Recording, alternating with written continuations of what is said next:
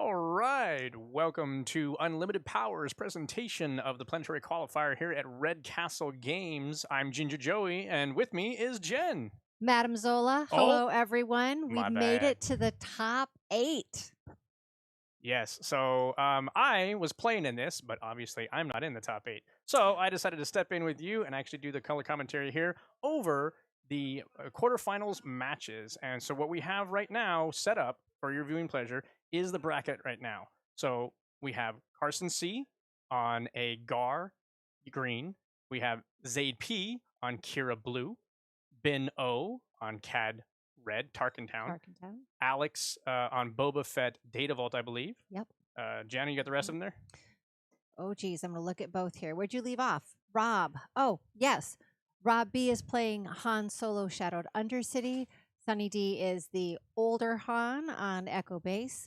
And then James L is running Yoda on Jedi Temple. And Zach has Han on Shadowed Undercity. So the match that we're going to be bringing to you for this quarterfinal is going to be the Rob B and Sunny D on Young Han versus Old Han.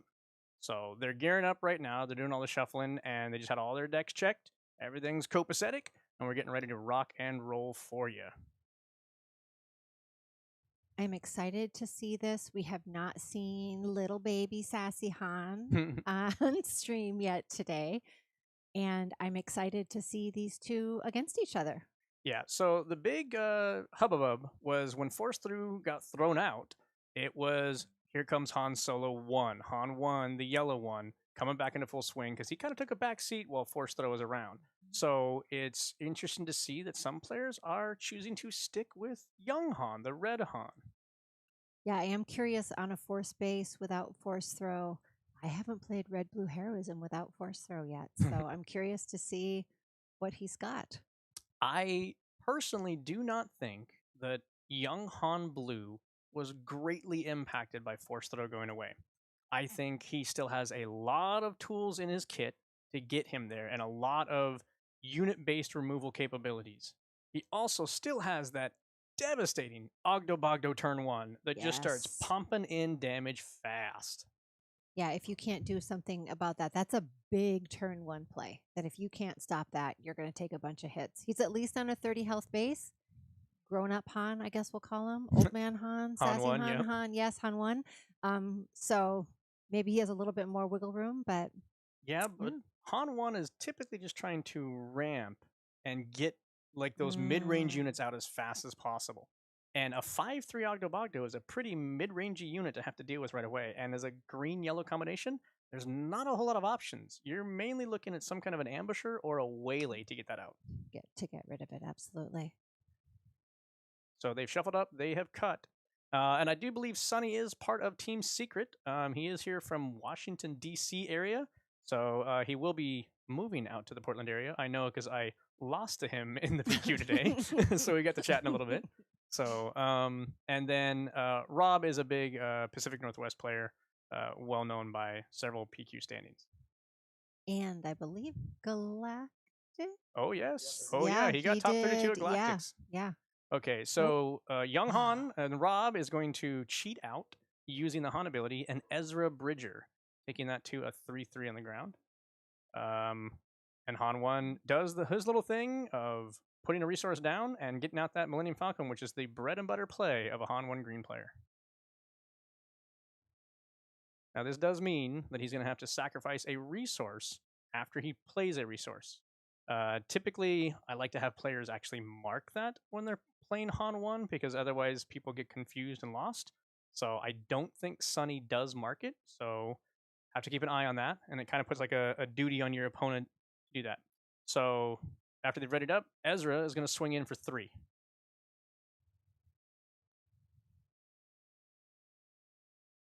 Watching these games today was a learning lesson for me about putting in your discard pile what you want using Han. Oh, Han yes. 1. Han 1. That's a very big thing to do. Han Pilot onto the Millennium Falcon pushes in 5 more damage. So I was wondering if he was going to Chewie onto it, because that's also a huge play.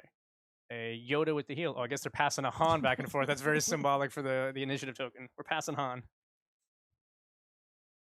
So Yoda's going to offer some restore, which is going to help keep Hantu in play here.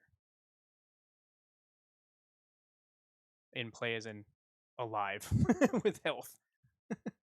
We've seen a couple of decks today with some kind of intense restore. One deck that just 2 little baby restored arcs up in space did a ton.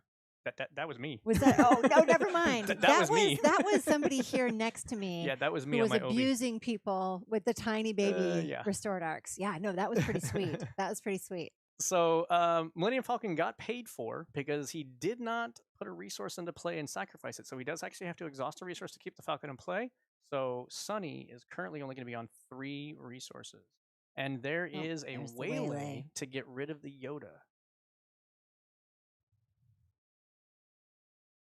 2 resources, I'm assuming, is an entrenched. There it is. Yep. Entrenched on the Falcon. So he is attacking nobody except for other space units right now. Which I feel like Hantu isn't doing a ton in space, or easy enough for him to pivot away from that if he needs to. Correct. I do believe that is why they are running the entrenched, just because that's an arena that they really don't need to be putting much attention into. So putting a Secret of Sage into play to follow up with his other 2 resources, and we're moving on to the next turn. It is good to note that the Han2 is a force, so he does have it. So now you see that the Han 1 player is bouncing the Falcon back to his hand, which does remove the entrenched, and also defeats the Han pilot. So essentially, Han 2 just saved himself some damage by entrenching. It was pay 2, save 5.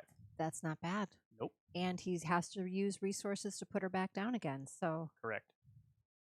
Though as a Han player, that's not always a bad thing, because then you get to swing right away anyway, and you can repilot it and stuff. Yep. So I like to, when I played my Han 2 yellow deck, I would be intentionally cheating the Falcon in, swinging with it, and then bouncing it back, and just doing that over and over and over again.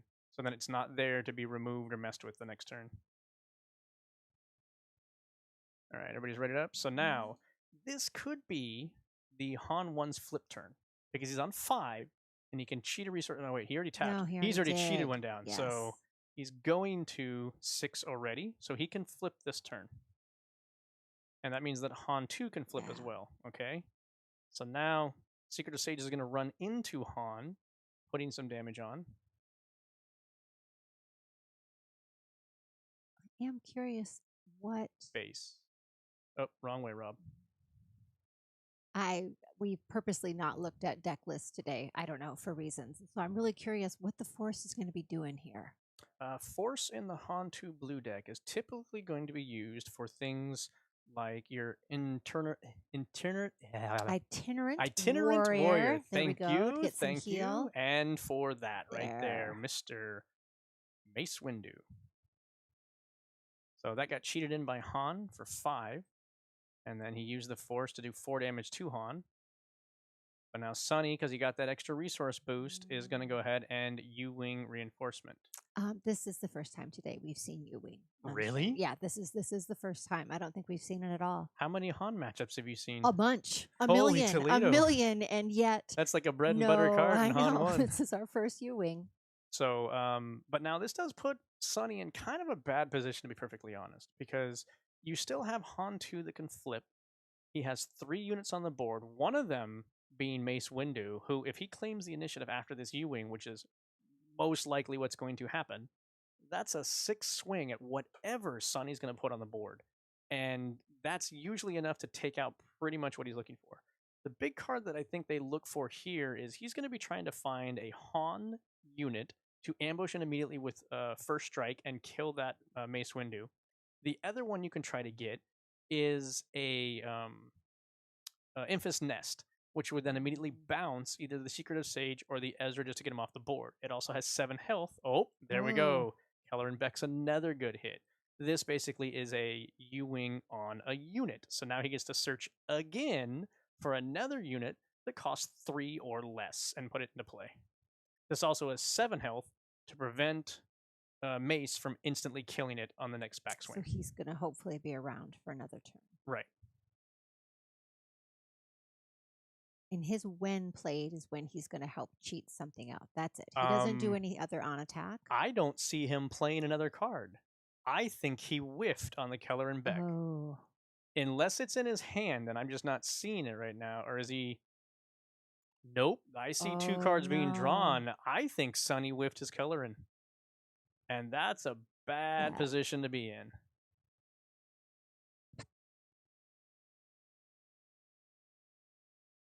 He burns a Oh, Kellerin from his yeah. resource row. That feels gross. So either he didn't find something that was 3 or less, or he just like didn't find anything at all, which wow, that hurts. So, and that's just it's they call him Casino Han for a reason. Okay, so he's swinging into the base. So Rob's trying to turn the corner. He sees he's got enough units. Mhm. He just wants to get some stuff on the base. He still hasn't deployed. I was gonna say, good job. Notice Yep. he didn't deploy yet, so he won that initiative. That 6 damage was more important to him than flipping. All right, so now we're doing the typical Han 1 looking through the resources. What are my tools available to me? Han 1 definitely the leader that takes advantage of the smuggle mechanic, the absolute best in this game.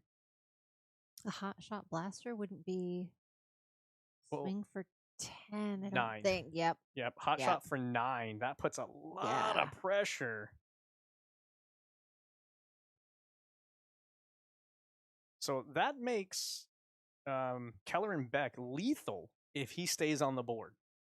So at this point, Rob has really got to hope for a Fell the Dragon, or he's got 3 on Ezra, 2 on Secret of Sage, and 3 on Han 2 because he can flip them out. What that means is he's losing his entire board to take out Keller To and get Beck. rid of one. So I think what Sonny's hoping for now with 3 resources standing is a Millennium Falcon, come in, swing in, do 3 damage really quickly. As your opponent is now having to either remove or throw everything he's got on the board at him just to get him off. So there's the flip. Here comes the Falcon. Yep. Am I clairvoyant? What happened? And he's at 6 resources. Ooh, there is another entrench to slow down that Falcon. So we're going to see a bounce again, most likely. He just saved himself 3 damage. Here's the claim. And now does Rob have no choice but to throw an army into Keller and Beck? He's got 4 resources standing. That still fell the dragon.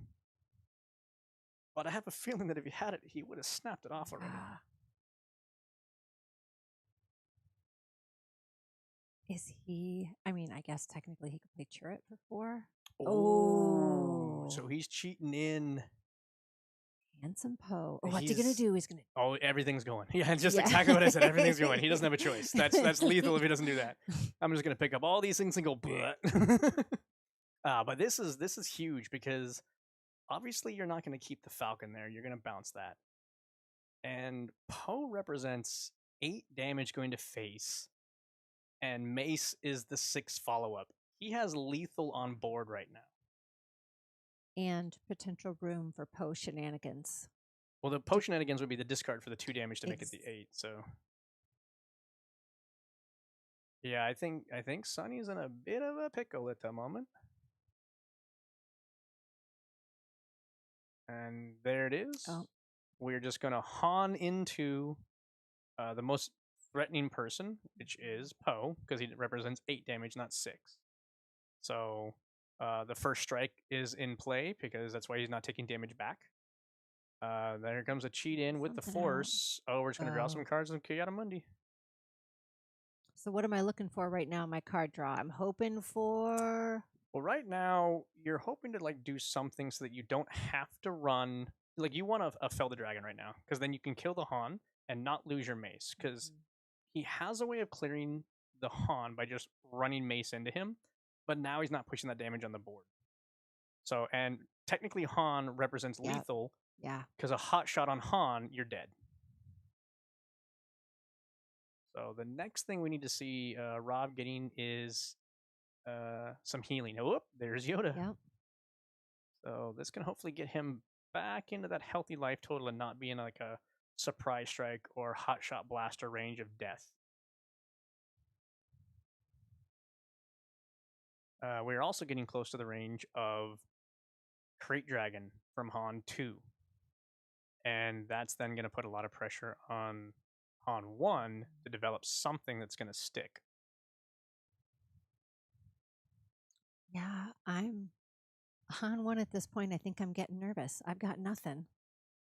I'm 7 away. So 7 doesn't feel like a big number, but It's my board is not. empty. the biggest thing I think you're looking at is probably an Impus Nest. So then you can bounce one of those two right away, and you probably bounce the Yoda away just so you can prevent the Get healing. rid of the restore. But he's in his resource row, and directly out of there, I think the biggest thing he's going to throw out is the big Millennium Falcon that's the 5/5 in space. And I don't think that's enough, because you can only really pump that with Surprise Strike. And with only a single unit, it's a lot easier to remove off the board. The other thing he could do is try to U-wing here, if he's got it, and kind of go wide a little bit. Try to find 2 units. So then maybe, oh, there's the U-wing. So I'm clairvoyant. There's no way. Obviously, There's no way. Obviously. You've never played this game before. It's So now he's gonna draw, and he's probably gonna want to go wide. I think he's gonna try to find one of his other falcons, or he's gonna try to find his other falcon plus maybe both falcons. What they call the clown car falcon, which is the one that can take 2 pilots, or the ready up falcon, which will come into play right away and allow him to push a little bit of damage. That then sets up either falcon to get like a Han pilot to finish. Nope, there's the Impus Nest. So this is basically he used plan B to get plan A, which is then bounce that heal back to his hand. This also still represents lethal with a gun. Yep, a hot shot blaster. So this is a threat that Han 2 still has to have an answer for. Or he's got to get some big restore. So Crate Dragon's not really what he's looking for here. He's going to run in, do 4 damage to the Impus Nest. He's sitting on Luke. Setting up. Yep, Luke is a great option here. Or even an Anakin. Just weaken it to get that 3 range. Yep, that's very intuitive.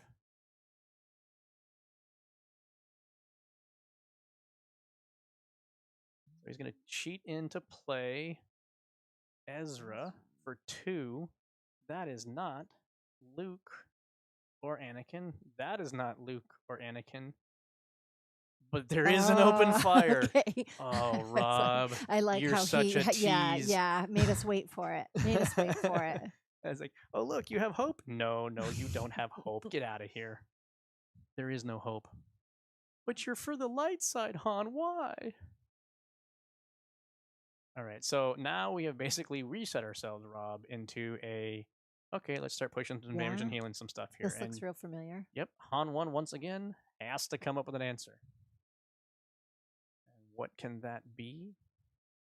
The next thing you can do is home 1 this late. I don't know if that's sideboard or if that's main board for Sunny. This is looking like 5. Or is that 4? Oh, okay. So it's blue leader coming down from space and then ambushing. So it has +2 experience and then 2 damage on it from killing into the Yoda. Yoda's then going to allow Rob to draw a card. There should be 2 experience tokens on the blue leader right now. So it is actually technically a 5/5 with 2 damage on it. So Ezra can potentially kill it. There he goes. Boom.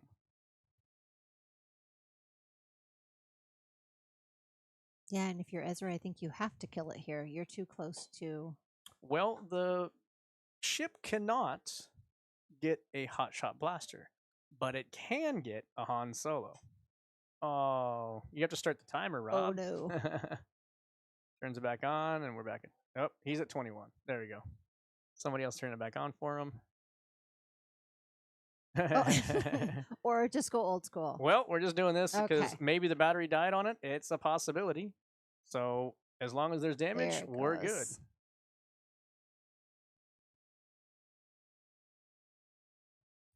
5 surprise strike. Yeah, surprise strike from that is a very good option as well, because there's only 7 damage left. So essentially, any 5 attack unit is a big threat for Rob right now. Oh, Millennium there's Falcon. Falcon. Yep, yep. Do we have a Does he third have a entrench? free? No. Now we're getting. Oh, now we're getting there we Luke. go. Now we're going. Okay.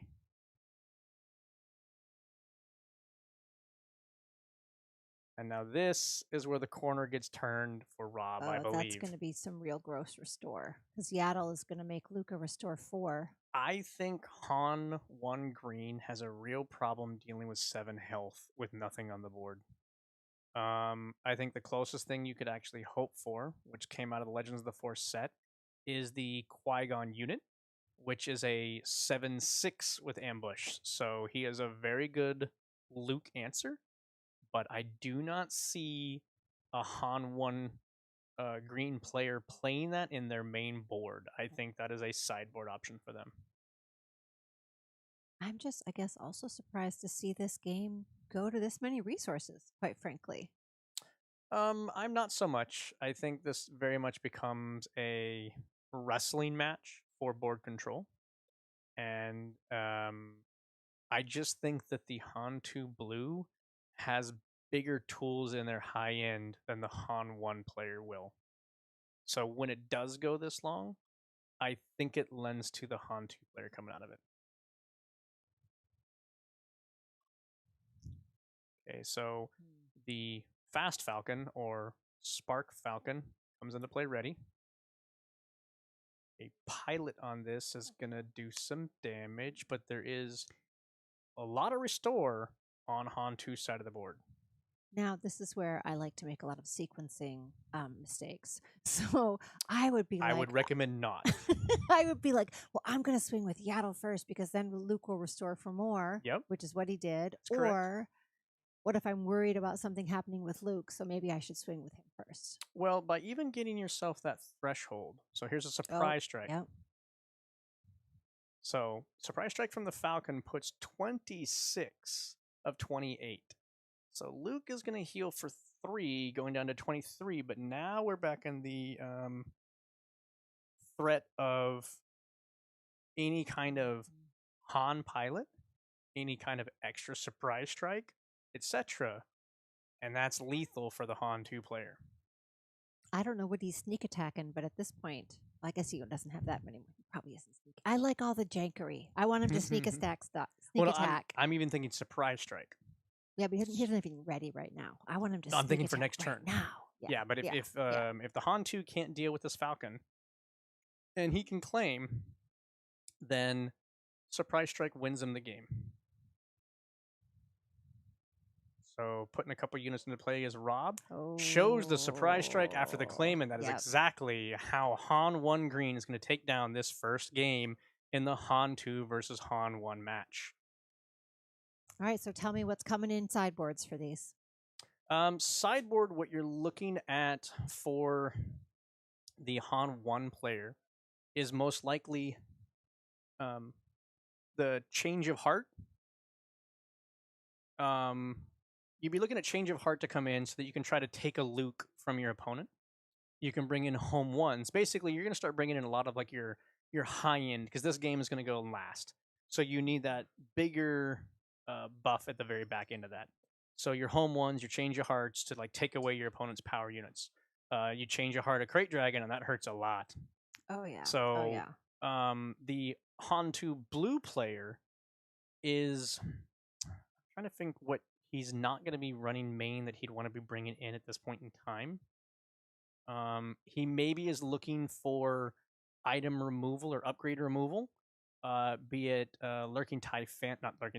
disabling Fang Fighters, possibly, just to get rid of Chewbacca.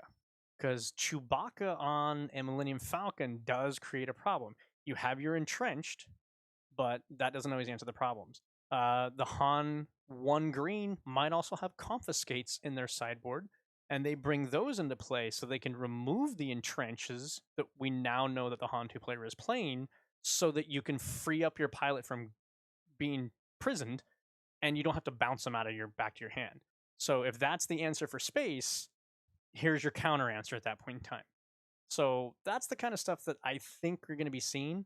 Let's see what Rob's sideboard is. Sideboard. Grenade strike, bombing run. He's got an extra crate dragon. I don't know that Rob's bringing much in, honestly. He could bring in the Obi-Wan as a sentinel. He could bring in the extra crate dragon. Cham is probably going to get him card draw if he wants it. Bring up Sunny's on yours. We have Rob over here and Sunny over there, so we can see. Oh. So what we got from him. Sorry. I'm not a melee runner. Oh, hold on a minute. We're going to be here all day while I go.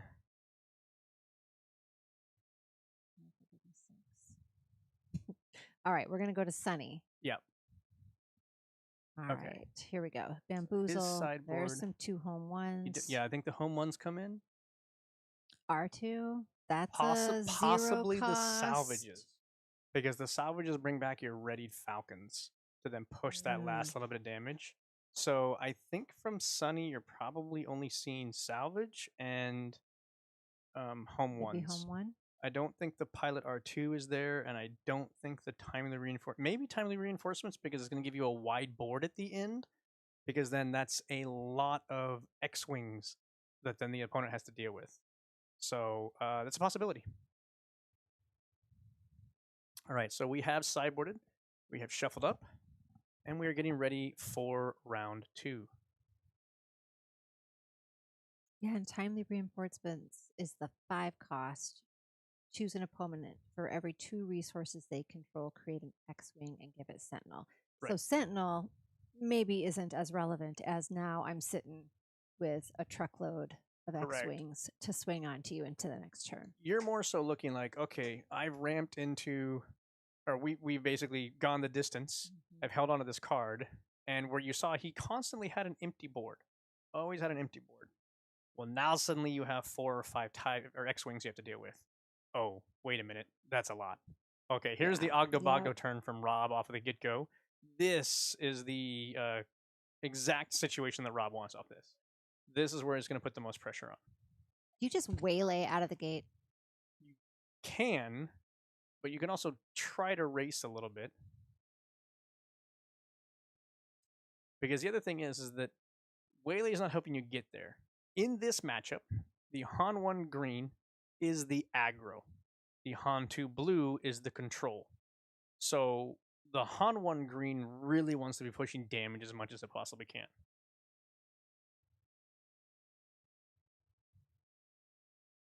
So the Millennium Falcon was able to be paid for by the resource that got sacrificed. The fact that a Han pilot is what got sacrificed made me wonder if he kept a Han pilot in his hand just to throw on right there, but he did not. So we are pushing 6 damage through and 5 damage through. Cheating out. Okay, so this is going to be just a solid 4/4 unit. There was no force to utilize to draw cards, but now you have a 4/2 and a 5/3 on the board. That's not small potatoes, folks. And then we get a resupply from Han. This is what Han needs to do to kind of stay in the game. Because now he flips at the same turn that Han 2 flips. And he's dropping a resource in passing. So he's trying to get something into his discard pile here. Because he couldn't do anything with that resource. So he literally just dropped a card out of his hand. But what it's going to allow him to do is to pay for the Falcon without having to pay for the Falcon. He's going to have nothing but ready resources because that one that he put down is now going to the discard pile for the Falcon. So that's probably what he was doing right there. So he's not losing, he's not shortcoming on this round. So Han 2 has the Han statue, therefore has the initiative.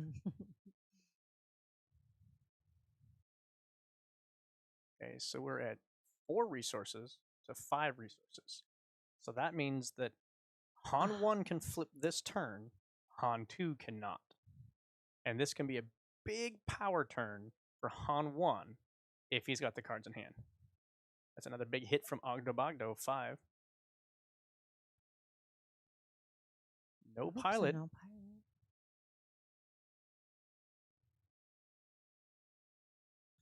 All of these games today, I've been leaning forward, just like waiting to see what's gonna happen. Huh? Why'd I go back down to 9? What did I miss?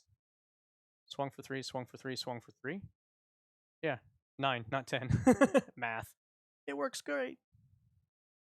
4 damage.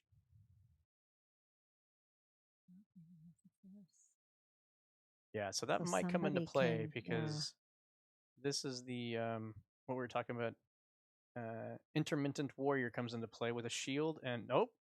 Oh, Damn. so this is where Yep. I missed this, a sham sideboard bet. Yep.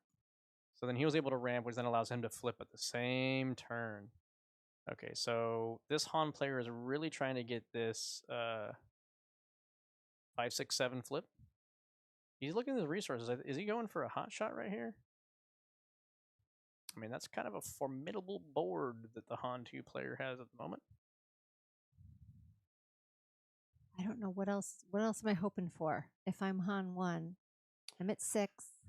Well, I can cheat in one more to get me to 7 if I want a U-wing right now. Or he can drop an Emphas Nest, which then immediately bounces one of these two things. Like he can get the Ogdo Bogdo off the board. He could get the. Wait, does it have to be less than? No, it's equal to or less than. So he can pretty much get any of those units except for Han leader unit off the board right here, which then at least gives you a little relief. I think the Ogdo Bogdo is the unit you want to take off the board so that he can't. Yep, he takes out the one unit, but you don't want to give back the Adigalia or the Sham because then they're just getting double value by the rim plate again. Yeah. So you would be bouncing the Ogdo Bogdo if you have Emphas Nest here. The other thing you're hoping for is a Han unit, because then it swings in for 6 and doesn't take the damage back.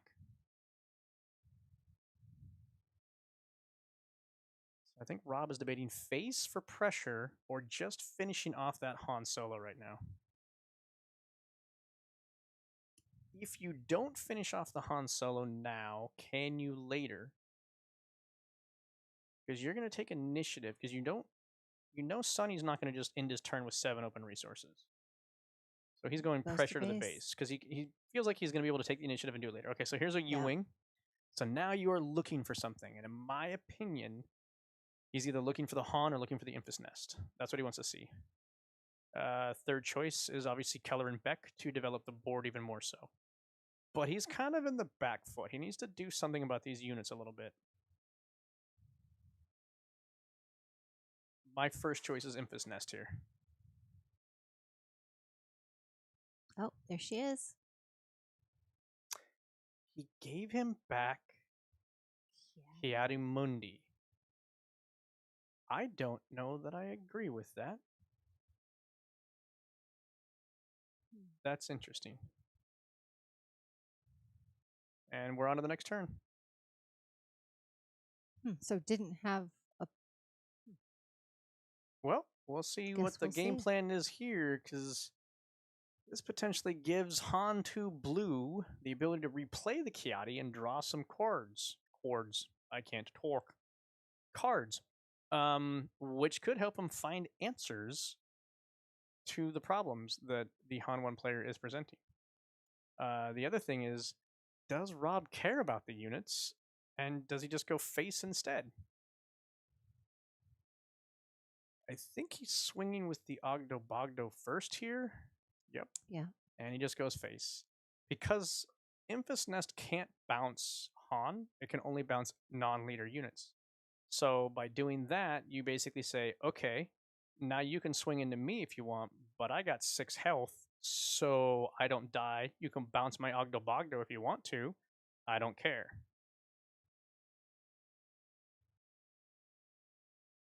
So now you have to make this decision from the Han 1 player. Do I even attack into your Han 2? Because I'm pretty sure Han 2 is going to the face. Nope, we're going to apply his own pressure now.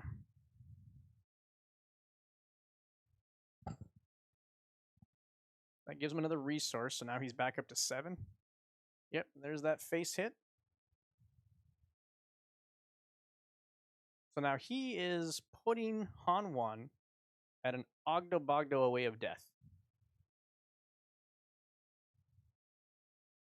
You still have the Falcon up top, so he is representing 8 damage on board, which would then put Han 2 to 21. He has full resources, so we could be seeing a hot shot come onto Emphas Nest, which then goes 7, puts him to 20, and then a surprise strike onto the Falcon is 26. We're not going to see Nope. that. So 16. He's I think there's a hot shot there. I think he is waiting for Rob to play something so that he can run into something with Emphas Nest, say clear the Ogdobogdo with Emphas Nest, And then bounce and back. bounce whatever Rob's gonna play after that. I think that's what we're holding on to right now. And since Rob has not cleared the Emphas Nest, I don't think he has a direct answer. Yep. So we're just gonna Ooh. minus that down. She still gets her on attack ability. So she will get the on attack ability, but her power is now 2. Yes. And Oh, so he just because the claimed. power is 2, you couldn't bounce either one of them because their power is too high. Okay. So take So initiative and you take initiative there because I think I'm correct. And I think the first thing we're going to see here is a hot shot onto the Emphas Nest to run into Luke to kill Luke. Oh no, we don't even need to do that now because he weakened the Luke to come into play. I see things being scooped. I think Sonny has conceded this game to Rob at this point in time. that was close. Yep. Rob was just able to get too much damage on base before Sonny could actually develop anything. I mean, like I said, that turn 1 Ogdobogdo is the bread Yeah. and butter of the threat generation that this Han 2 blue can generate. And if you cannot answer him, you're going to be taking a lot of damage. And what does Han 1 really have? What's he looking for? I'm Han 2. I played Ogdobogdo. I'm Han 1. What do I want to do about it? Turn 1. I think you are looking for a waylay, like you said. It does reset the thing, but Ogdobogdo becomes a little awkward to play after that turn 1. Because you're not maximizing resources. Unless you're going to cheat him out anyway, and then you have like a rogue 1 left over. You can then go on to your normal gameplay. Other than that, you can, not for that turn, but you can next turn hope to. No, that takes 5. I was thinking the blue leader coming down to the ground for an ambush. You can, and then the other one is cheat up to 4, but yeah, but you're short then. And then the pilot Han is a 4/5 with ambush, but again needs 5 resources. So there is not a lot that Han 1 green that I know of can actually do to get that Ogdobogdo out. So basically, if Rob sees Ogdobogdo in his opening hand, he's keeping it. He's probably even hard mulliganing for that card because it's so detrimental to this Han 1.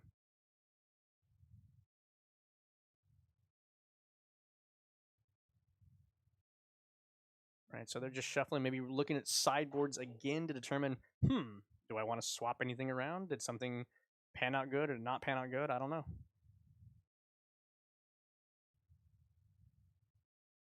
not seen a Great Dragon today. I wouldn't be sad to see one played. Well, Let me have my dreams. Joey, I can see right now you're here to dash my dreams. who's dashing anything?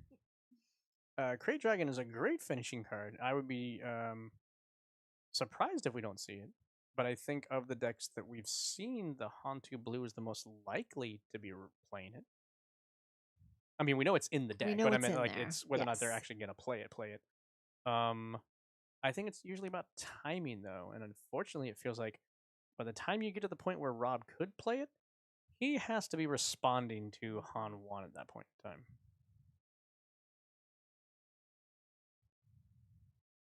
Didn't look like we had any mulligans, unless Rob's waiting for a cut, or is his deck just always up there? No, I haven't been paying that close attention. I think his deck's always up there, honestly. Oh, that's just where his discard pile lives, or where his deck lives? Here where his deck lives. I think he's just used to like drawing cards from up there and pulling them back down to him. Nope, here comes the mulligan. Again, I think just that looking for that hard Ogdo Bogdo turn 1. The other one that isn't terrible for him is Grogu, because you can start throwing damage around. Those, I think, are your number 1 and number 2 picks. Because he's right the now. new Grogu who's going to heal you. Correct. And then move that damage over to somebody. He heals, a little known fact, Grogu heals any unit 2 health and transfers it. There was even a match, like, it's kind of similar to the Obi-Wan 3 that I was playing today. Mm-hmm. On the unit side, when you attack with him, he heals 1 damage and delivers it to another unit. I literally healed the damage from my opponent's unit and dealt it to a different unit to finish off that unit for that 1. Oh, you do not have to heal your own unit. You can heal any unit in play and transfer the damage, basically, and that's what Grogu does, but he does 2 instead of 1. So he could literally transfer damage on his opponent's units from one to the other. See, I wouldn't have thought of that. I wouldn't have done that, and now I want to. I just want to play a shuffle game with you. It's like the what is it, the balls, the 3 balls in the cups. Oh, that feels real good. We were talking about Twin Suns decks. That feels real good in Twin Suns. That's a little negotiating right there. Oh, I can take that damage off of you. We played a Twin Suns game where somebody put a Grogu into play, and everyone went, "Oh, you got to take care of that." And there's the Ogdo Bogdo. That's what he was mulliganing for. Yep. Oh, you got to take care of that. And as soon as he took care of that, the other player put one down. We're like, really? Okay, and then there's the Falcon. This is just bread and butter. Exactly what you expect these 2 decks to be doing right here. So we're gonna have an initiative claim by Rob, and we're off to the Ogdo Bogdo Swing Factory, and followed by the Millennium Falcon. The question is, does Han 1 have a pilot this time for that Millennium Falcon? We saw him get rid of the Han pilot last time, which made me go, huh? Because I thought there was going to be another one following up, but there was not. And Han pilot, if you put him on the Falcon, he gets to swing. If you put him on anything, he gets to swing. If he's on the Falcon, he gains first strike. So essentially, you don't take any damage back. But he is the space equivalent to a hot shot blaster. But he has to come from hand. And Ogdo Bogdo swings into the base, as expected. Now, do we get a pilot? Nope. Just going for 3. Okay, this looks very reminiscent of the last game. So again, like you pointed out, can Han 1 come up with a good answer to get this Ogdo Bogdo out of here? I think it put in 15 of that damage last game. Yeah. Oh, an early warrior. No force needed, but here comes a shielded 4 health. This is very much the exact same thing, only we just swapped Adigalia, or not, Kiadimundi for the warrior. Does this say Waylay? No. Oh, I feel a race coming. There's the claim, and we're moving on. I don't like Han 1's odds in this race. Never tell Han the odds, huh? Well, one of them's got to know the odds are not in their favor. And tell me, if I'm Han 1, why don't I like Data Vault? Why don't I want 3 extra health? Because you are trying to get to the cards you want. So U-Wing, Reinforcement, Keller, and Beck. The more cards you're putting into your deck, those 10 extra cards span you out, and you're less likely to hit the cards that you want to be hitting, because you're kind of like doing like a little bit of a search engine thing with U-Wing and Kellerin. So, okay, this is not a race that Han 1 can win here, because he has no pilots on either one of these units, and you can see there's a 2 damage differential. He does have 2 extra health, but we know Han 2 has healing capabilities, and Han 1 does not.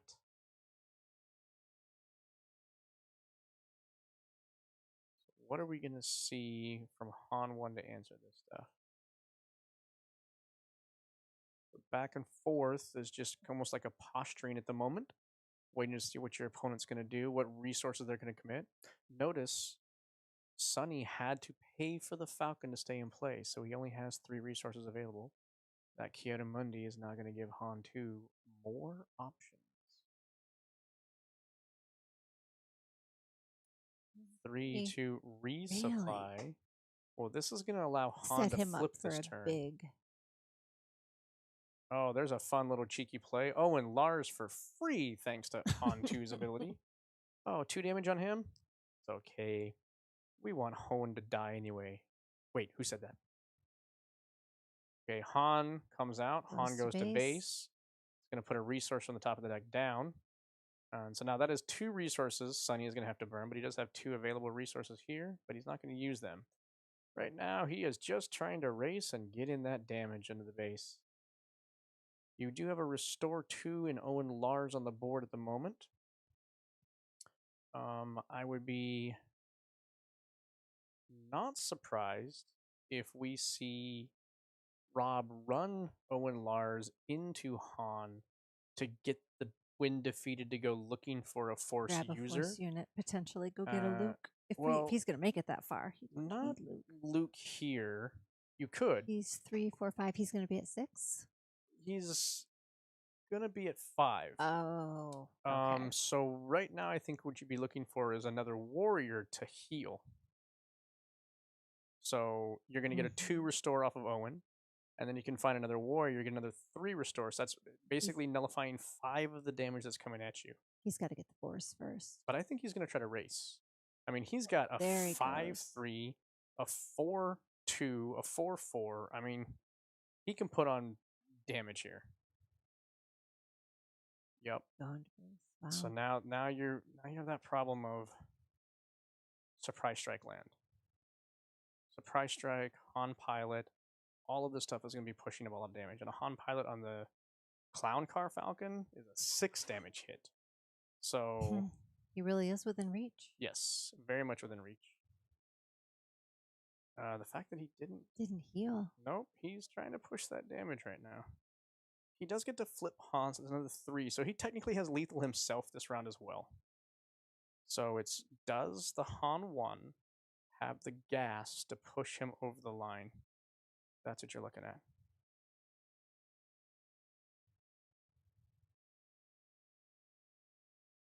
I think as soon as you see a Falcon swing, the next thing that happens is Owen Lars probably commits suicide into Han.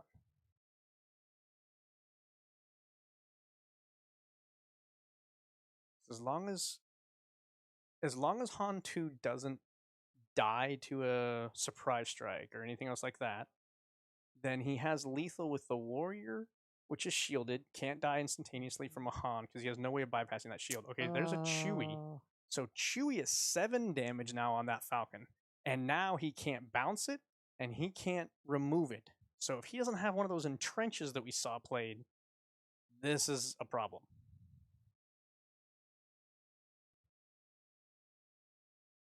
And if he has a Han Pilot in his hand, he dies next turn.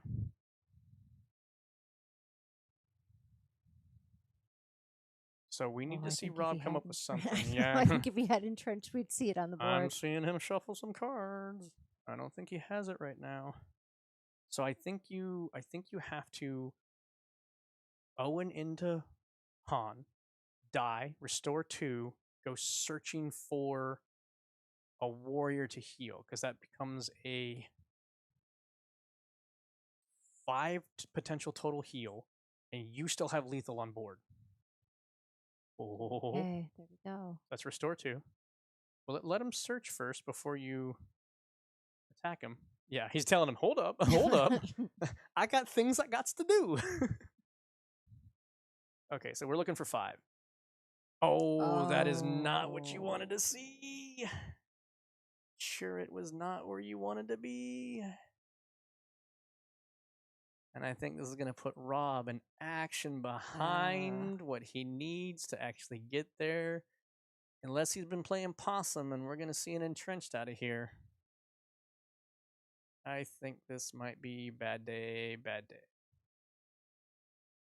Oh, he already had it in his hand. It is. He had it in his hand the whole time. Rob is so good at playing possum. Rob is so good at playing possum. Okay, that's not out of the woods yet. We're not out of the woods yet. Because he still has 4 resources up. A Han Pilot and a Surprise Strike. Yep, do it. Oh, no, wait, you can't. You can you can choose not to attack with the Han Pilot by equipping it and wait and then Surprise Strike. But this is going to Oh be my game for gosh. the Han 2 blue player because I do not see a way for the Han 1 player to actually get out of this. Boom! There's the handshake. Oh, wow. Holy nail biter. That is what you want to see in a top 8 match. That was Down, so good. down to the wire. So close. That's why, honestly, these games, I'm not even saying anything. I'm just watching what's going to happen. It's a good thing you're here to call the plays because I'm just staring at it, waiting to see. I talk too much. No, nah, it's perfect. I'm just gawking at the screen. What's it going to do now? No, that was a fantastic match and a well played, executed by both players. I mean, it was, as you could clearly see, back and forth, very down to minutia of who's going to get what going into it. But as we stated, that Ogdo Bogdo from Han 2 is just for future Han 1 green players. You better have an answer for that because that's going to cause you a world of hurt going down the line. So that concludes game 1 of our quarterfinals for the PQ here at Red Castle Games, brought to you by Unlimited Power.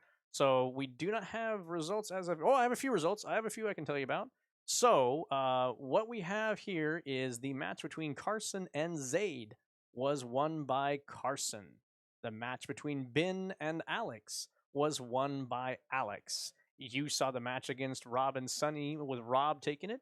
And then we have James and Zach. I do not know where that one is sitting at the moment, but we will let you know as soon as we find out. So, Jen, sorry, I keep on saying that. What are you going by right now? Oh, no, Jen's good. Jen's Madame good, Zola's okay. good. Whatever. Madamzola. I answer to all the names. Okay. So, Madamzola, what are you thinking? Since we know it's going to be a GAR, I believe it's ECL. We can look that up. It is ECL. So, a GAR ECL versus a Boba Data Vault. What are you seeing in that matchup? I got to tell you, I can't even think straight when I sit down across these decks because everyone has already heard today me talk about that indirect damage where I have to damage my own things. Just really, I can't even keep my brain on straight when I sit across from it because I don't want to hurt my own things. But the Gar deck, I honestly, okay, I'm pulling for Gar as a little bit of the underdog because that deck is so fast. It just comes so fast. And that player, yeah, we saw him play earlier today. It was fun to watch. I can't even prep for either of these because I would just sit down with Hare Lake Country and be like, I'm going to play my game. Well, that's you what go you ahead should and do. play your game. You should absolutely play your game when you're going to be playing. Play my game. Don't necessarily follow the metas. Playing your game and being the best pilot you can at your deck is fundamentally the best thing you can possibly do at these games. So if you play your game and you had fun, that's number one. So me personally looking at this match, I think Gar ECL is at a bit of a disadvantage. So it's on a 25 health base, and your big thing that you're looking to hit is you want to do a ECL Vader. That's like your big creme de la creme catch. Boba don't care about that. Boba's in space, so you ain't got nobody to ambush into at that point in time. So this would be a matchup that I knew would be a challenge for me if I was the Gar player, and I would want my sideboard to reflect that. One of the things that I think I would put in my sideboard would be the Magistrate. I can't remember the name of the card. It is a blue 3-cost trooper that is a 2/4 with Restore 2. And what that does is it allows you to put in some Restore units that are quick and early into Magistrate's Scout. Thank you very much. So it allows you to put a cheap Restore unit similar to Yoda on the light side onto the board. You can then put the damage onto your base comfortably, knowing that you can just attack and take it off at that point in time. So I think the Gar deck is going to need to have units like that to really be able to absorb this indirect damage. Otherwise, that's going to cause them a problem. Because that 25 hit point base goes real quick, real fast. Yeah, it's interesting for Gar. I think this is the first time I'm going to watch him take indirect damage under his shields. So on one hand, indirect's not all bad. He keeps his shield still hitting for the same. He's still upgraded. Mm-hmm. But on the other hand, his things will eventually die. They will. So The shields don't help against the indirect. They just basically stave off the final blow that the Yes. Boba Fett deck will usually do with like the IG 2000 ship, where it does 1 damage to 3 different targets. Where like oh, I got this, I'm just gonna ping you out, kind of thing. I ran the Boba Data Vault deck at the last PQ before this one, and one thing that I had in my main board that a lot of people would run on their side, or no, I put it in my sideboard. It wasn't my sideboard. I ran the Jedi Temple Guards, which are the green Mm. 4-drop 2/4 ambush restore 2. They allowed me to, if I was facing something that was really aggro-y on me, which the Gar can be very aggro-y, to hit into something, finish it off since I've been doing indirect damage to it, and restore 2. I don't think that's going to work against Gar because, as you mentioned, those shields are going to prevent that finishing off damage from happening. So, Yeah, sure. I'll go talk. all right. So it looks like we are going to get a quick interview with Sunny, who just played in that last match and lost to Rob. And Jen is going to go ahead and do that interview. So we're going to get that all set up for you. In the meantime, we are still waiting on the James and Zach match to finish up.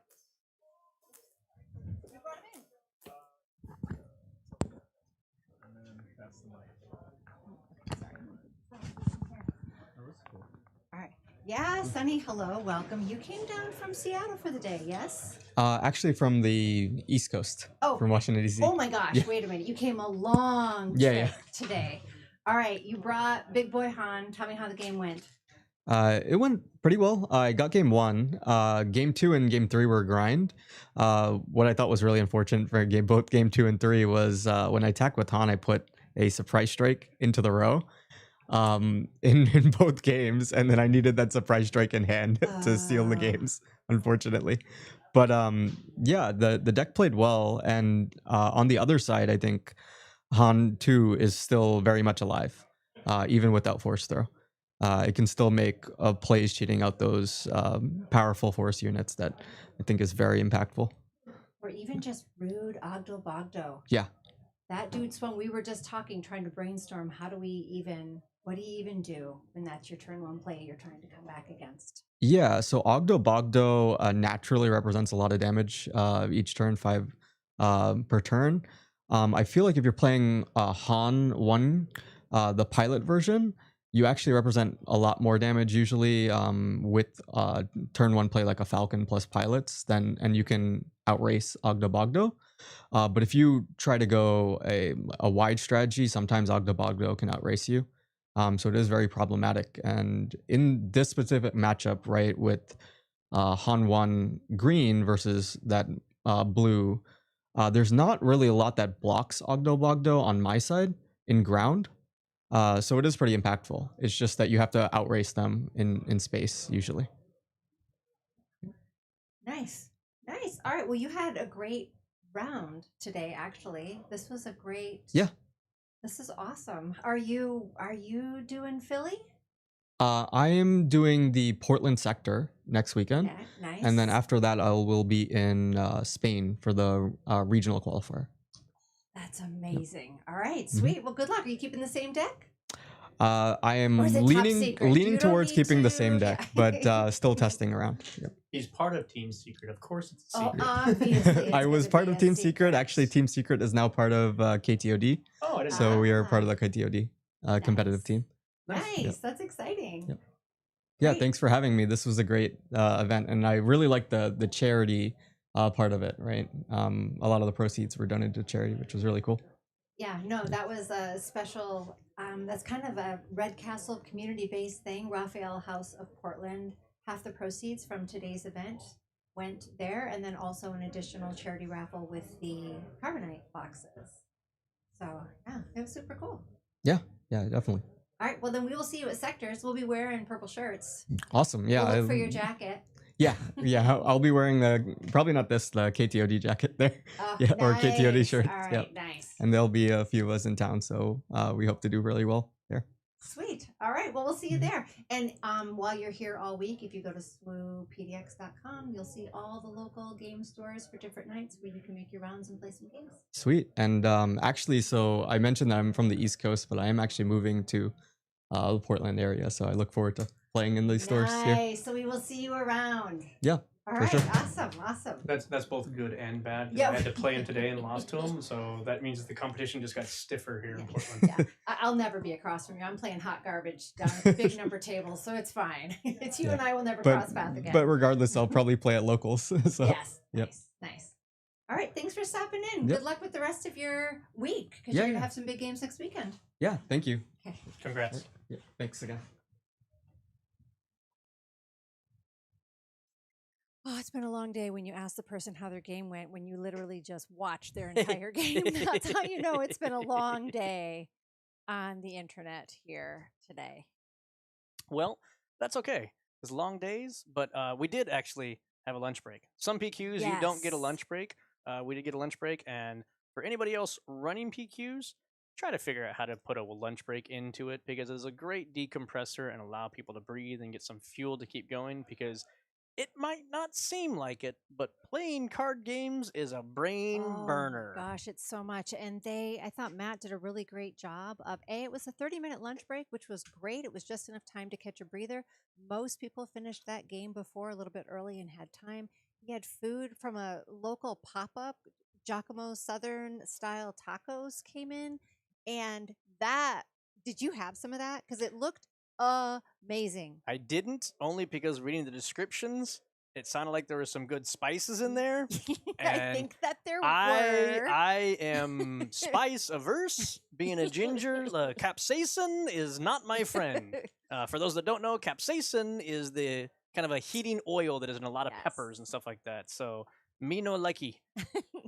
Yeah, no, it looked amazing. And it was such a slick setup because I was worried, where's all this stuff going to go in this store? I mean, it's a nice big store, Yep. but it really just worked out well. There was outdoor seating and really just getting the chance to sit and chit chat with people was great. I mean, I know I'm not a player today, so I guess I can't comment so much about it, but whenever I was out there, people just seemed like they were having a good time. Well, that's the whole thing is that it's a warm, welcoming environment. Always has been. Matt does a great job at Red Castle of making community the number one thing that's going to be driving his store forward. He knows that, Yes. and he makes sure that the community knows that he knows that.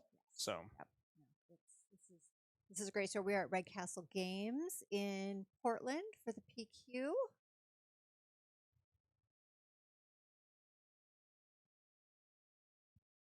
all right. So again, we are just waiting for James and Zach's game to get done. I'm not quite sure where we are because we's in a room on the side. We are We don't in a get room on the side. We don't know anything that's happening. I'm kind of bummed. Well, I gotta say, I wouldn't be sad to see Yoda move on. I don't know much about what that matchup looks like, but I haven't seen that deck play yet today, and I'm curious about Yoda. So Yoda from James is the other loss I had today. So I lost to you've Sunny and I lost seen to James. some Those are my decks two losses that I today. had today. So mine and James's decks were very similar, just obviously with like a leader differential. So there's probably about 10 cards difference between our deck lists, realistically. The thing that the Yoda is going to do that I don't do in mine so much is he has a much more ramp focused thing because he wants to get to that Yoda quicker. Yes. So, and ramp is a very powerful thing in this game. Resource cheating of some kind, which is where Han 1 excels at. Han 2 does a little bit of it. We even had a P at red in the game today who also does resource cheating in a sense. Anytime you can accelerate your resources and get a unit that's supposed to come out 1 or 2 turns later than it's supposed to, it's a very, very powerful thing, as we just witnessed with the Han 2 versus Han 1. Both of them have capabilities of bringing units into play much earlier than they should be in play. So both the Han 1 and James's Yoda are going to have ramp capabilities. So you're going to be seeing that yet again. Now you were on Obi-Wan, Mhm. original Obi-Wan green. Mm-hmm. Did you? What was your rank? Did you rank with I him or did not no? have ramp in that deck. Yeah. So my focus for that deck was to be an anti-Tarkin Town deck. I can match against Sabines. You saw me play on stream against the Vader Yellow, so I can match against the Vader, the space aggros very well. And then I can actually go against the Boba Data Vaults because I have so much restore in my stuff. I can just put all that indirect damage on my base and heal it off and not have to worry about Yep. it. So I have good matchups to a lot of things. Removal is not one of them. And so the Yoda data or Yoda green, and even Sunny to a lesser degree, he basically just he ramped on me, and I couldn't keep up. So he was able to get the whole resupply into the next thing, and it was just like go go go, and I'm like, okay, I'm in trouble. And again, ramp and getting there quicker than the other person, that's very very powerful. So if you are not playing a deck that ramps, you have to have answers for the people that are ramping to those other units. So it's definitely something you have to consider when you're playing this game. Or you have to have like a deck like the Boba Data Vault, which goes, I don't care if you're ramping, I'm still just doing indirect damage to you. The negative to that is that usually the ramped characters have more health, therefore they can absorb more. So that's where Boba Data Vault struggles is like, okay, how do I get past you just, dumping all this not on your base, but onto this unit then that I can't deal with still. So again, Star Wars does have a great balance as far as nuances of this beats that, rock, paper, scissors. You have to basically you're never going to have a deck that is 100% going to beat every other deck out there. If you did, we wouldn't have a meta. We would just have that deck, Exactly. and then it's whoever rock, paper, scissors, a better draw for that deck. A lot of this game comes down to knowing what's out there. As I made the smart aleck comment about how clairvoyant I am, it's me just seeing the decks, knowing the decks, and anticipating what the potential moves are that are going to come out, and then being okay. Do I have an answer for that? Can I do something? Sometimes taking the initiative and claiming to then do something on the following turn is better than trying to do like some tiddlywink little thing on your turn that's not going to amount to anything. Part of the game is recognizing when do those moments exist? When do I need to go? No, I'm not going to do this. I'm just going to wait a second, take a step back, and maybe the next thing I can do is going to get me there. I feel like that is whenever I sit down across from you, I feel like that's one of your biggest strengths as a player. I feel like you really know the card pool. I feel like you've deck tech. I saw you deck tech and the dude you were playing. That you only The what had the now? one game. Who were you playing against? It was whatever was on stream. Oh, the Cad Bane Yes, Tarkin and I Town, the saw very you first looking one. at his deck, giving him pointers on Yeah. what to put in there. So Well, it was because when yeah. I was playing him, it was I was anticipating the Cad Bane unit to come down and kind of like wreck my board. So I was like, okay, so what am I doing if you're playing this Cad Bane unit? How do I get out of it? What likely are you going to be taking from me and removing from my side of the board? Because that is one of Cad Bane's strongest in-game finishers, is the ability just to go, oh, by the way, those 3 cards you had out there, they're mine They're mine now. now. Yes, Um, exactly. So unfortunately for that match, a couple things came up. It's never a fun experience. My opponent suffered a game loss for deck management, basically.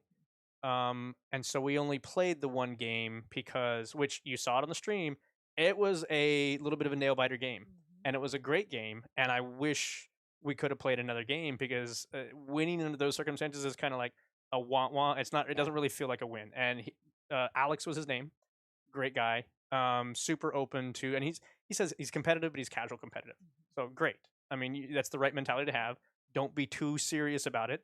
Come with your best foot forward, and stuff happens in the course of the day that's going to happen in the course of the day. There is a little bit of luck involved in this. It's not just, hey, best things forward going on. It's like sometimes you just got to get lucky, right? So tell me, I know, yes, some luck, but also if I am somebody who wouldn't mind being better, I still would like to play whatever I want to play. What's the best use of my time to really understand that card pool? Is it playing games? Is it watching people play games? Are you listening to people talking about playing games?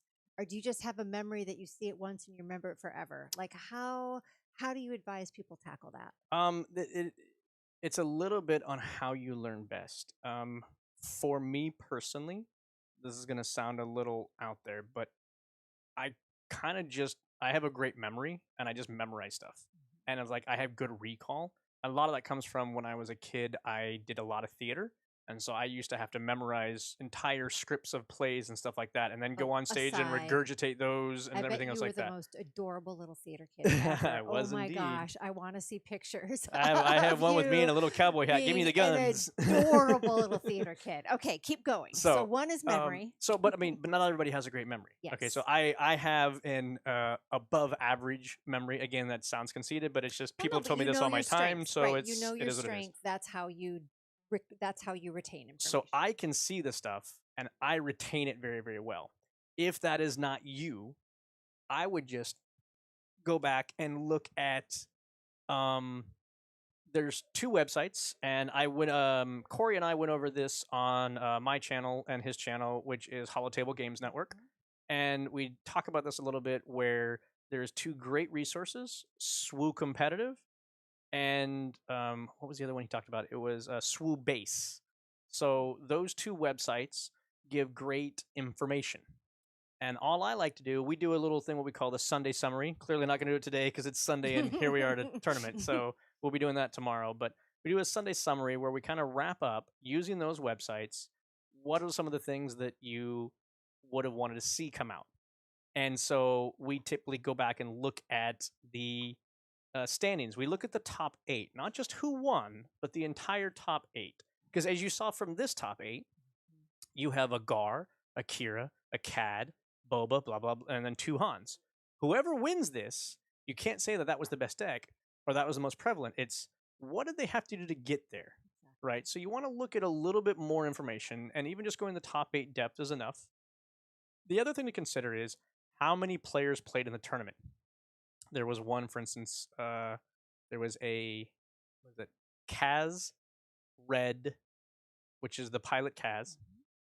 It's not Kaz. It is Kaz. Kazuda, yes, Kazuda, Kaz. yep. And it won a PQ of 8 players. So, yes, Kazuda Red is a fun, fast deck. But what was the rest of the competition like that allowed it to get there and win? Because you don't hear about that deck winning very often, kind of thing, right? So it's not to discredit the player, but sometimes that does matter. But using those websites, you can just kind of glean a little information. This would take you maybe 15 minutes per day, not necessarily per day, even like once a week kind of thing, right? Just on Monday or on Sunday, or you can just tune in and get a summary from us at Holotable Games Network and then kind of figure that out. So that's Oh, I want to see. We saw this, so do this. Okay. Yep. So that's what you basically can do, and by just kind of knowing what's potentially out there, right? What are you potentially going to run into helps you be able to get a little bit better at predicting stuff. When you're done with your match, walk around a little bit at a PQ, at a locals, or whatever. See what other people are playing, and just kind of absorb information. Oh, they played that. They played that. So you can kind of see, okay, what are the most likely things that are going to come out? What are the big power cards? If you watch other streamers, they'll be talking about cards all the time. Wu talks about stuff. Veiled Shot talks about stuff. There's plenty of videos. There's lots of stuff out there. There's an hours in the day problem, which Sure. is why I ask about, like, I guess part of it really is figuring out how do you retain information the best. For me, playing online is not playing. I No. have to hold the cards. Yep. Looking them on a computer screen, not getting any interaction with the other person, which is why it's great when you can even just audio chit chat with somebody while you're playing. If Sure. you meet up, but otherwise, I need to have the cards in my hand. You can always webcam games with people. So if you can't make it to a local card shop, you can webcam them if you have that capability. As far as like hours in the day, find a couple ponies. Pick your ponies that you like, that you enjoy information. You like the way that they talk or whatever else that matters to you, kind of thing. And do they give solid information? Do they decipher the stuff the way that you want to hear it? Watch those videos, and maybe it's just like a video once a week kind of thing, right? Great. I also, back when this is the first competitive card game I've ever played, and I am a paper and pen gal. I have a little notebook of notes that I took. I didn't know what aggro was. I didn't know what control is, and maybe that's the key that I'm missing. I am a write it down to learn it person. Sure. So maybe I pick my favorite people, like you just talked about, and maybe I just take notes like the olden days, You can do that. and I then it mean, sticks in my brain. yeah, it's a good memorization tack is to write something down 3 times and then move on to something, write the new piece of information down 3 times, then go back, write the first piece of information and then the next piece of information. So it marries them together and then move on from there. And that helps solidify stuff into your memory at that point Just in like time. to use the colored marker and then draw with the pencil and the sticker, that kind of thing. All right, so we did hear the result of the final match. Yoda Green took it. Yep, that's what you were hoping Yes, for. I So know. we are going I'm to. hoping to get to see. Oh my gosh, that means no Han in the top 4. Oh wait, Wait. did I get it wrong? Oh my gosh, I want to see that one Oh. so bad. So it's Gar versus Yoda and Boba Fett versus Han 2 Blue. Yes. So let's do Okay. the Yoda Oh, Gar. I want to see Yoda. So we are going to try to bring up the Yoda Gar for you here. Since we just saw Rob play, that gives us a little variety. And then we can move on to the semifinals Semifinals. Yep. of our PQ here at Red Castle Games. I will say again earlier today, I know we've talked a lot about that half the proceeds from today's PQ are going to charity for the Raphael House of Portland. We had Quinn, representative here earlier today, telling us a lot about their program that helps local domestic violence survivors and their families. They have a lot of really cool programs that start from community on up. Today has been a super cool day. I got to learn about this really awesome charity. We had awesome food, local stuff. Like, I don't know, today's been I feel like I've seen some cool decks. I've had some anxiety watching some decks play. I've talked to some cool people. Oh, and the raffle off of the Bo-Katan sign showcase. That was an happened. That was incredibly generous gift that you provided for this charity. Oh, well, yes. Well, I didn't provide the showcase for the record. I did wait in line to get it signed by Katie Sackhoff. I did not. Okay. Yeah, that was my part. I thought that was your personal Oh showcase. my I was gosh. like, oh, dang, girl. Oh, that would be no. Oh, could I part? Oh, that would be a big donation. Yeah, that's why I was like, taken aback. I was no. like, did she just what now? No, I did not. No. So, sorry, internet, if you thought that about me. No, that was not me. But I was in charge of getting the autographs. So Don't be confused. Jen is yes. still a very generous individual. I'm a lovely person, but not parting with my Bo-Katan showcase lovely. But no, I was the one in charge of getting it signed, which she was going to be at Rose City Comic-Con. And so I saw her there and broke my ankle 3 days before Rose City Comic-Con. And so, yeah, I'm finally in just this little walking I thingy. didn't I'm even not in a realize boot that. with crutches anymore. So I'm just in this little guy. But that meant that I rode a little scooter around, which meant I cut in the line to get the autograph with. So there were That's some, if you're great. going to break your ankle, do it when you can rent a scooter and then still get around Rose I City thought doctors Comic-Con. give you a scooter anymore, like one of those like knee things that you have to like I skateboard didn't- around on. Yeah, I didn't. I stayed on crutches and then just did those little beep beep rent ones that I rode around Comic-Con. I can just imagine you like sitting there, like there is no like bell or anything. You're just sitting there going beep beep. Out the way, in fact, beep, there was beep. a little beep beep, but I mostly would just say beep beep because the little horn made kind of a rude little noise, but Or it's you, fine. or you gotta It's change. fine. You gotta get like one of those horns from Roger Rabbit that goes auga auga. I could have requested that maybe, but the scooter I used did not come with that. Oh, that's a shame. All right, we're getting our stream up, and then I'm gonna try to go out there maybe and spy on Yeah, it D-Rod is externally. And doing- D-Rod, I'm gonna let you sit down. Oh, you're gonna take a And- break? Oh no, do you want? No, I'm good. I didn't know what you guys Okay, want to do. Okay, We're good. yeah, no, I don't think we have a plan, but I mean, I got to see this game one way or the other. But I'm not going to have anything to say about it because I'm just going to be gawking at it. So, Oh, it's all good. Uh-oh. Something. all right, so- yeah, and we're also just like approaching past my bedtime. I'm going to turn into a pumpkin soon. What? What I time do you guess go to it's bed? only 8 o'clock. Yeah, what time I do you should go to bed? stop my belly aching. Oh, it's still early. Yes, for those that don't know, PQs tend to go long. We started the day at 9 a.m. for check-in. Yes. And we are now at 8 p.m. So you were talking a 13-hour day so far. And we still have this round and one more. And one more. So this is going to wrap up around 10 p.m. tonight. But that's what Unlimited Power does for you. Brings you the good matches from the Portland area. And sometimes Washington. Do we lose connection or something? Oh, Ruh-roh. no.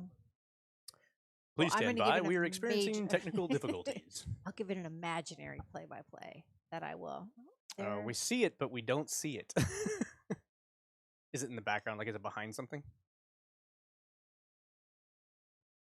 Do you want the chair? Yeah, I can get up and move, man. Let's- Sit down. Oh, let there it be is. light. There it is. It was behind something. Oh, also, Um, I'm just going to be persnickety, and you have a typo in your timer. I know that's the last thing you're worried about right now. The what? The persnickety about the timer? Tiimer. Oh, it's a timmer. It's a timmer. It's a timmer. Here in Star Wars Unlimited, we use Timmer! timmers. Oh, Okay, putting out 1 some second. We lighting. had to Okay. charge a light. We're gonna go set up a light, Oh, which oh, would give it's some much. Oh, they're going. They're going. happening. Okay, It's so happening. we're starting off Oh my fast and gosh. furious. We got a Krennic coming out with the Gar ECL with the shield. That is a very nice starting play. And then we have a Yaddle from the Yoda Jedi Temple. So Jedi Temple means we are going to be seeing some Force stuff come out of the Yoda. Shenanigans. Readying up Oh, the power right of the dark there side. it is. Out of the They gate. are playing fast and Yes. furious. Look at this. Just boom, boom, boom, boom, boom, boom. Oh my gosh, I love that card. Okay, so Oh, it happened. They this just Spark of Hope ramped. Spark of Hope ramp. I haven't So seen that all day. That just made my whole day. this Yoda Space player, Leia, Spark of Hope. yeah, this Yoda My player day's plays complete. with 9 ramp cards. Wow. So that's gonna make Yoda come out that much faster. be Which able I to- guess because he is not going to deploy until 7. And so if you're trying to beat Gar out, you need to ramp. Yep. So one thing to consider though is that this is actually a better matchup for Gar than the Boba Fett was gonna be. Because he's gonna be able to ECO Vader in. Oh, because there's going to be some ground stuff. Yes, you do? Yep. You here want me go. to switch Yep. or you wanna just do it that way? Oh, I meant I'll switch to that headset so you can be over here. All right, lots of switching there, but hey, I'm back. Jen's getting a break. Madamzola gets a break, and it is you and I. Okay, well, I don't know what. Bumped a cable. Hang on. Yeah, I do Technical think difficulties. now. There we go. Someone caught it. Someone figured- Something. Okay, we're on. We're good. back. That's all that matters. D, how you doing?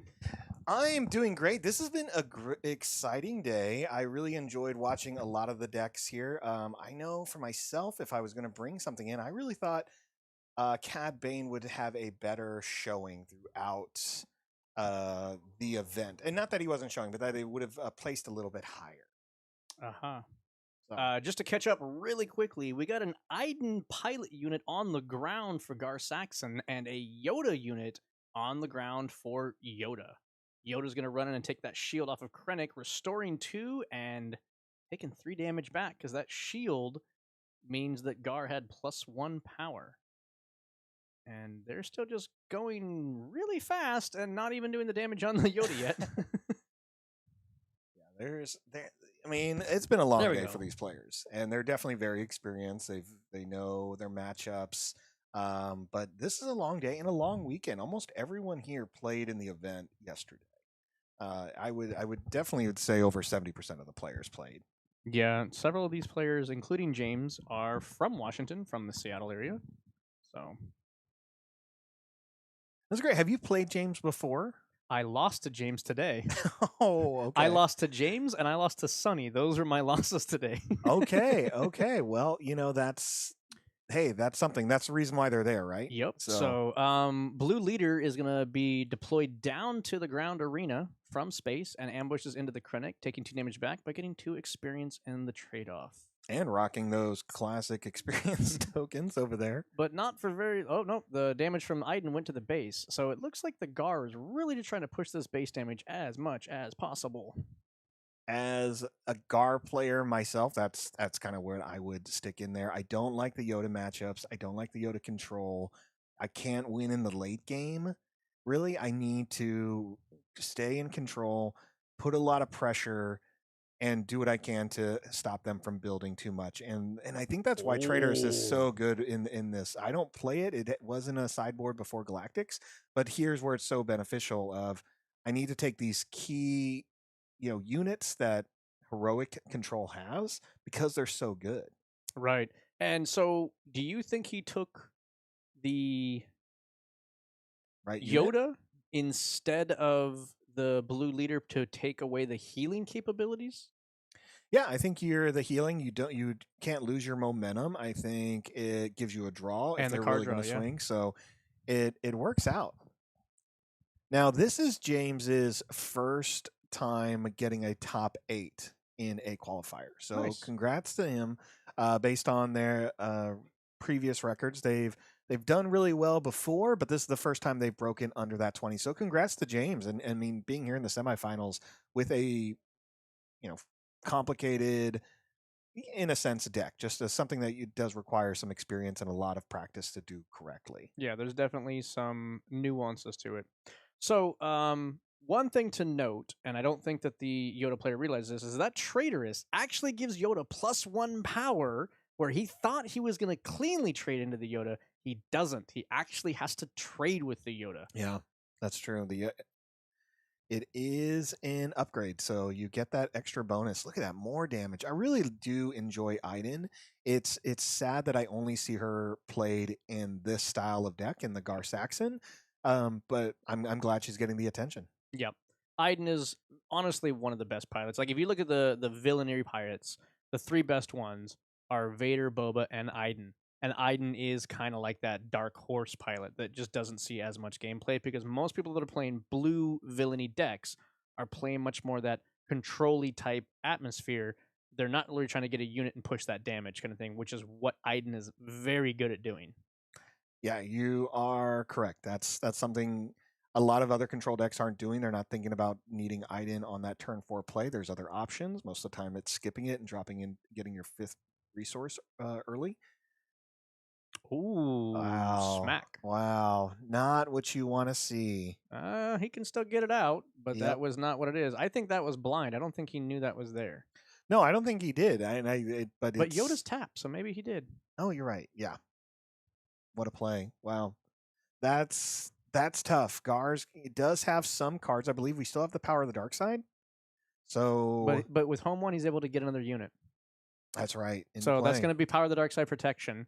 And he chose not to go with the Yoda, mainly so that I believe Gar can't run into the Yoda and kill it. Yeah.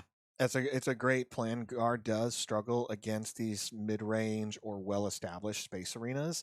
They just don't play a lot of those extra cards in there. You have cards to deal with the space arena, but if it gets too much, especially with good units, it's rough. And you can tell in the hand. We see the Vader, we see the power, we see a Maul. These are great cards, but it doesn't matter if there's nothing on the ground board, the ground arena for them to hit and make more of an impact when they get played. Yeah, but we also have Yoda here, and Yoda can flip this turn. Now, remind me, Yoda doesn't defeat the unit. It does damage to the unit, or it defeats the unit of equal or less. Oh, let's find out. Got the Because I don't know if he can kill the Iden. Okay, there's a Luke. It's defeat, because there was a shield and it just went away. Okay, so now there's another power of the dark side. Double power of the dark side. Nothing grosser that a blue control person can do to you than double power of the dark side. Or back to back. Triple. Well, okay, fine. So now we're having the Sophie's choice here of Yoda goes or home one goes. I think this is rough. Because if you know your opponent is doing the Vader ECL thing, Mm-hmm. kind of feel like you got to get rid of Yoda. But then you feel bad because you're not maximizing the Yoda there to get that Force swing and that restore 2. But I think if you really think about it, getting rid of the Yoda is probably the better play here. Yeah. I mean, the home one is unfortunate that it hits for 7. It's It still has that restores 2? restore. Yeah, it's still restore. The real question is, does Gar have another answer for it? He has more. Not that he has a lot of answers for Yoda because it's going to be next turn, but it's an answer. And there's the Yoda. I think that's the right play. And then you just claim. Yep. They're using the Force token as the initiative token. Because now you can swing in for 7 instead of the 4 and still get the restore 2 off. And again, I mentioned this with Jen. Sometimes you just have to think of what's my first play of the next turn versus what's my last play of this turn. Yeah. Which one gets me more value here? I think you're right, and we say that all the time. It's a lot of times you just have to take a step back and think about how important it is initiative to what you're trying to accomplish. Right. And there's that craving power. Craving power eliminates the home 1 and now gives Gar a 3/2 buff. Correct. Because of that. And when Gar is defeated, the craving power will go back to his hand. Sure. But now an entrenched is a perfect answer. Does it give him more power? Well, no, because he's already got the upgrade. But it would give a normal unit that didn't have an upgrade more power. But it's a great answer to keep that damage away. It certainly is. And Gar's not really going to play anything to get rid of it. Oh my gosh. Oh. Wow. That had to be blind. We didn't know that was there because Yoda was in. Oh, no, wait. Nope. Because Yoda died. Because Yoda died to the. Yeah. Yep. So you, for my only hope, into a U-Wing, into another 7 cards. What are you getting? Because you don't want ground. You want space. You do want space. What are you getting in space that's going to be of any benefit here? I think you just take anything feels good.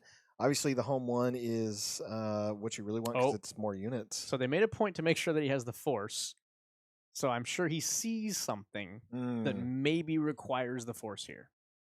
What could that be? And well, you can't play the Yoda off of this, right? Off the U-Wing. Which Yoda? The 8 Yoda? No, it has to be 7 or less. That one.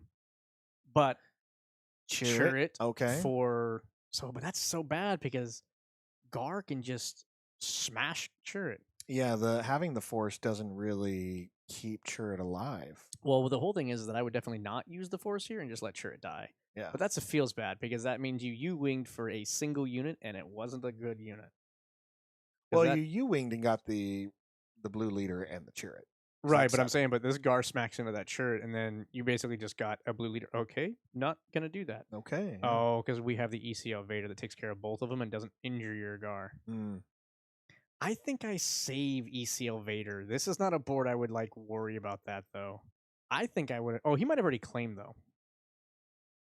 But I think I would have ran into Chirrut here with the Gar.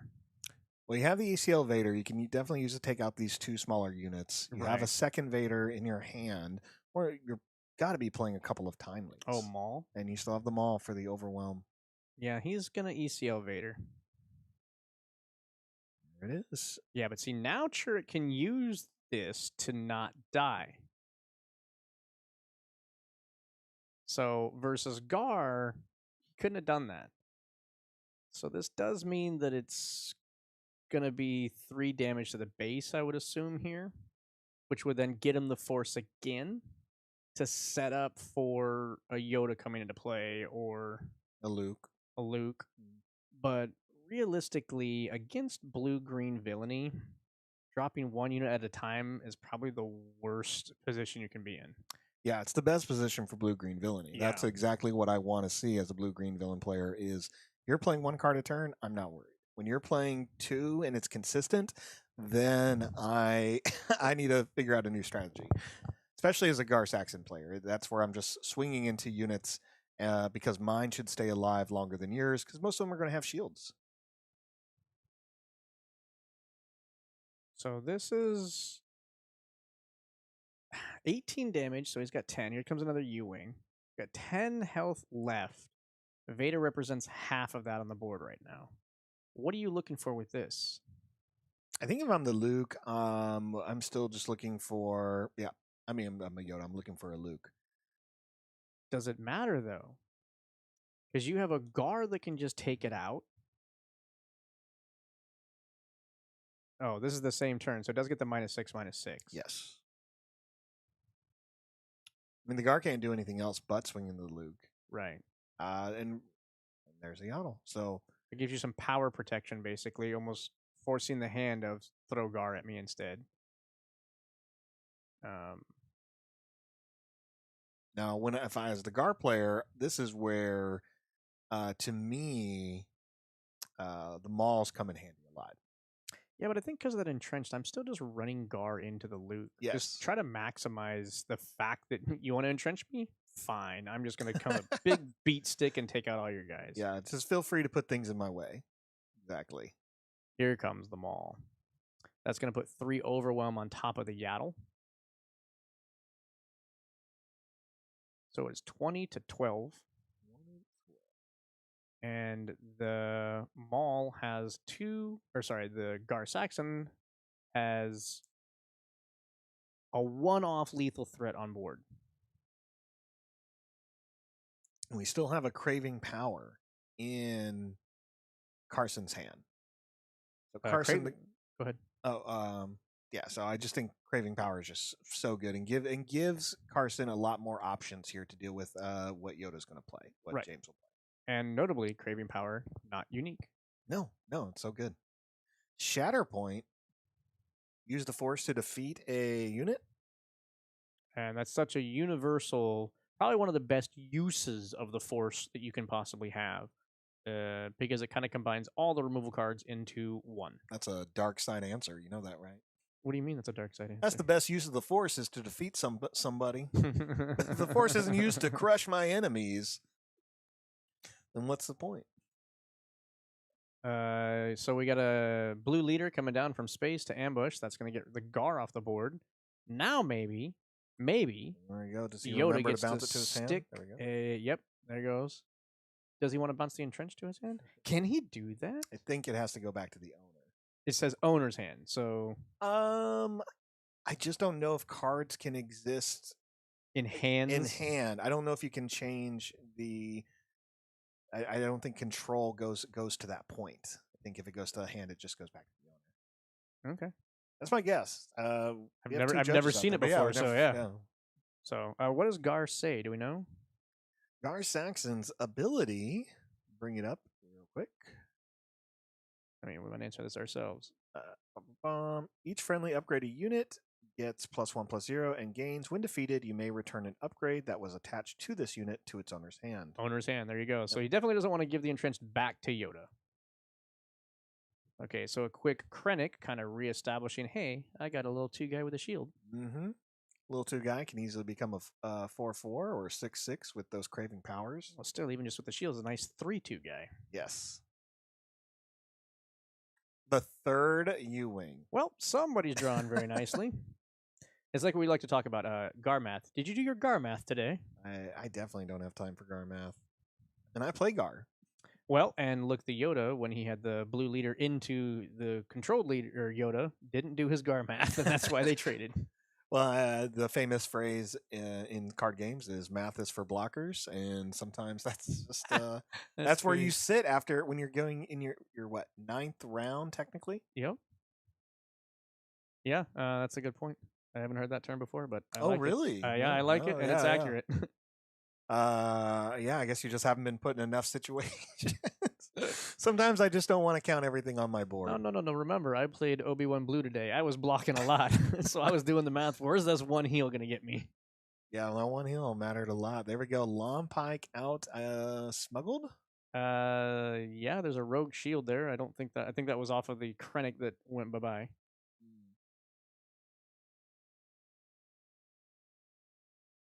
Can't tell. Those resource rows are so Ye- messy oh for my both gosh, players. that's exactly what I was going to say. I'm just over here looking at it, and it's just a stream of Dogfight. That's a nice little tech card right there. Wow. Dogfight to get the Luke to get a heal and clear out that long pike. Wow, I thought dogfight was vehicle only, but I guess not. No, it's just a exhausted unit. You can't attack base, but you can attack any other unit. Mm. Actually, I'm looking at Dogfight with that Chancellor Valarium or whatever, the one that gets you the ramp Uh-huh. for by disclosure out of the next set Secrets of Power. Oh, You okay. dogfight him, and now you can double ramp in the same turn off the same disclose. Yeah. So that could be pretty nasty for you. That's acceleration. Are you ready to disclose your hand? Well, sure. Because Why isn't not? it 3? It's 3 green, but if you're playing that, you might. He is double green anyway, He is double green. so you might be having like other cards. Okay, so another maul into into a Yaddle. Is this like a thing that they're going to be doing? This is like the second time that Maul has killed Yaddle. It's the right move.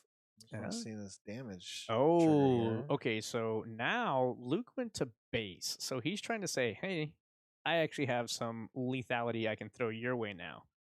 So, but this Maul for 7 damage, I got to assume the Yoda's got something planned for that. Okay, Iden on the ground, shielded. Oh, Oh, there's there's the an answer. Churret, followed by Ethkoth.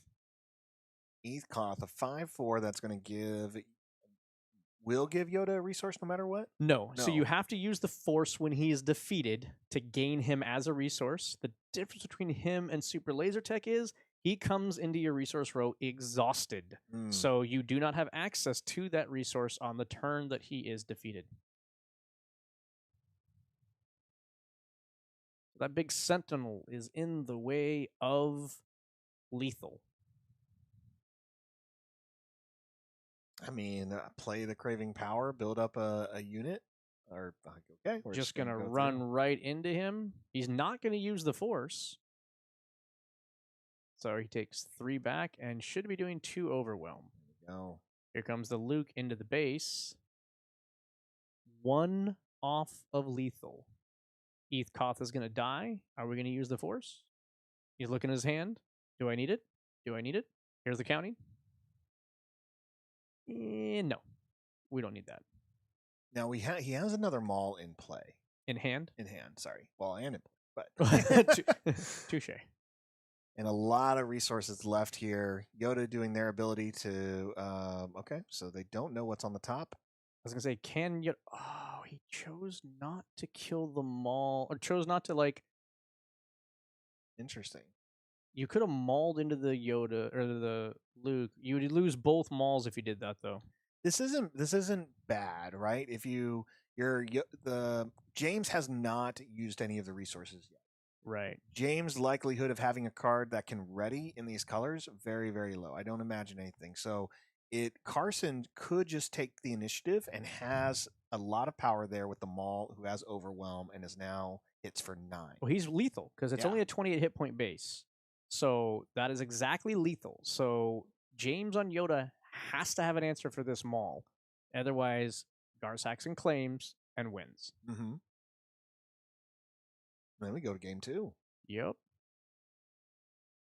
I feel like James can even throw a single Sentinel, but Obi-Wan doesn't do it because he would lose the Sentinel ability on the following turn. And entrench, that's going to prevent that from actually being lethal at that point in time. So now we're going to come up with Plan B. What is Plan B? Another Craving Power, not in Versio. Well, there's that, but I think getting a couple more units on the board would be good here. But what is he waiting? Oh, nope. No, he just wants the Craving Power. Goes for the power. Can still play a Krennic. Yep. Yeah, so Carson still has one option, it looks like, depending on, okay, they're going to take the initiative, a.k.a. the big Force token. So Yoda takes the initiative. I think these entrenches that Yoda is almost being forced to play on ground units is hurting him because it's preventing him from really developing anything to stave off or counteract. I'm surprised Carson just didn't play the Krennic, unless that's not the card he had in hand. You had 2 resources. Your opponent took the initiative. Play the card. I agree. it puts another 3-2 on the board. It's one more thing that they have to worry about at that point in time. Mhm. I do believe that was a misplay.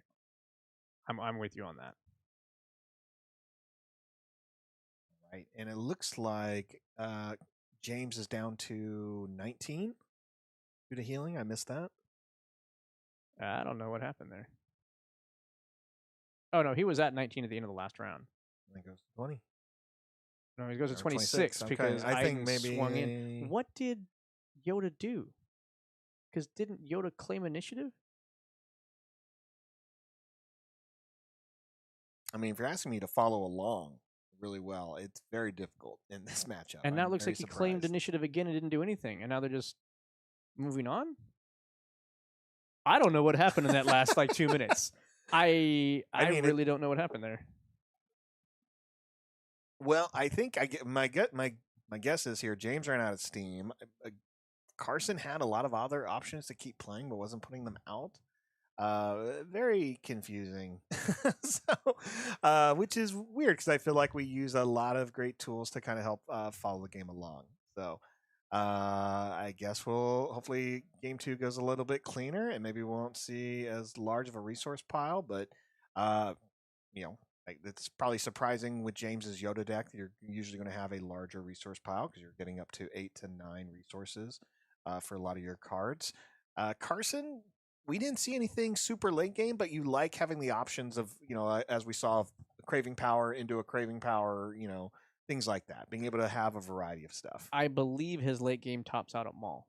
Yes. I don't believe he wants to go much deeper than 6 or 7. This aggro is, despite having some control-y cards in it, I think is much more of a mid-rangey aggro deck than it is anything else. Yeah, the Gar Saxon is intended to do that, and that's why it really struggles in those later games because it can't compete, right? If you can't deal with the crates, you can't deal with the starships. You just have limited options in most of its spot removal. But if you're keeping a good amount of cards in your hand, you're seeing those options. Getting a couple more resources because you can dump 2 cards a turn is really great. I think the other deck that this Gar Saxon would struggle against, which I think he was fortunate not to do it, is the Boba Data Vault. I think that having only a 25 health base and that indirect damage bypassing all of your shields, I think creates a problem for Gar. Yeah. All right, I did get the word that Carson did win round 1. So the judge did let me know after understanding it was a little confusing there. So let me get that up here as we continue. And it's got to be a little frustrating for the Yoda player to get 1 health away from that win and just not being able to find an answer. As you pointed out, I think blue-green, as stable and solid as it is, it just doesn't have those tools to surprise your opponent like something in yellow might. No, I completely agree with you there. It just doesn't have the tools to be that surprising, and it has to be disappointing to get again so close, especially when they were going through the deck. He was really burning through, seeing a lot of great cards, but then towards the end wasn't seeing the same type of cards necessary at that time.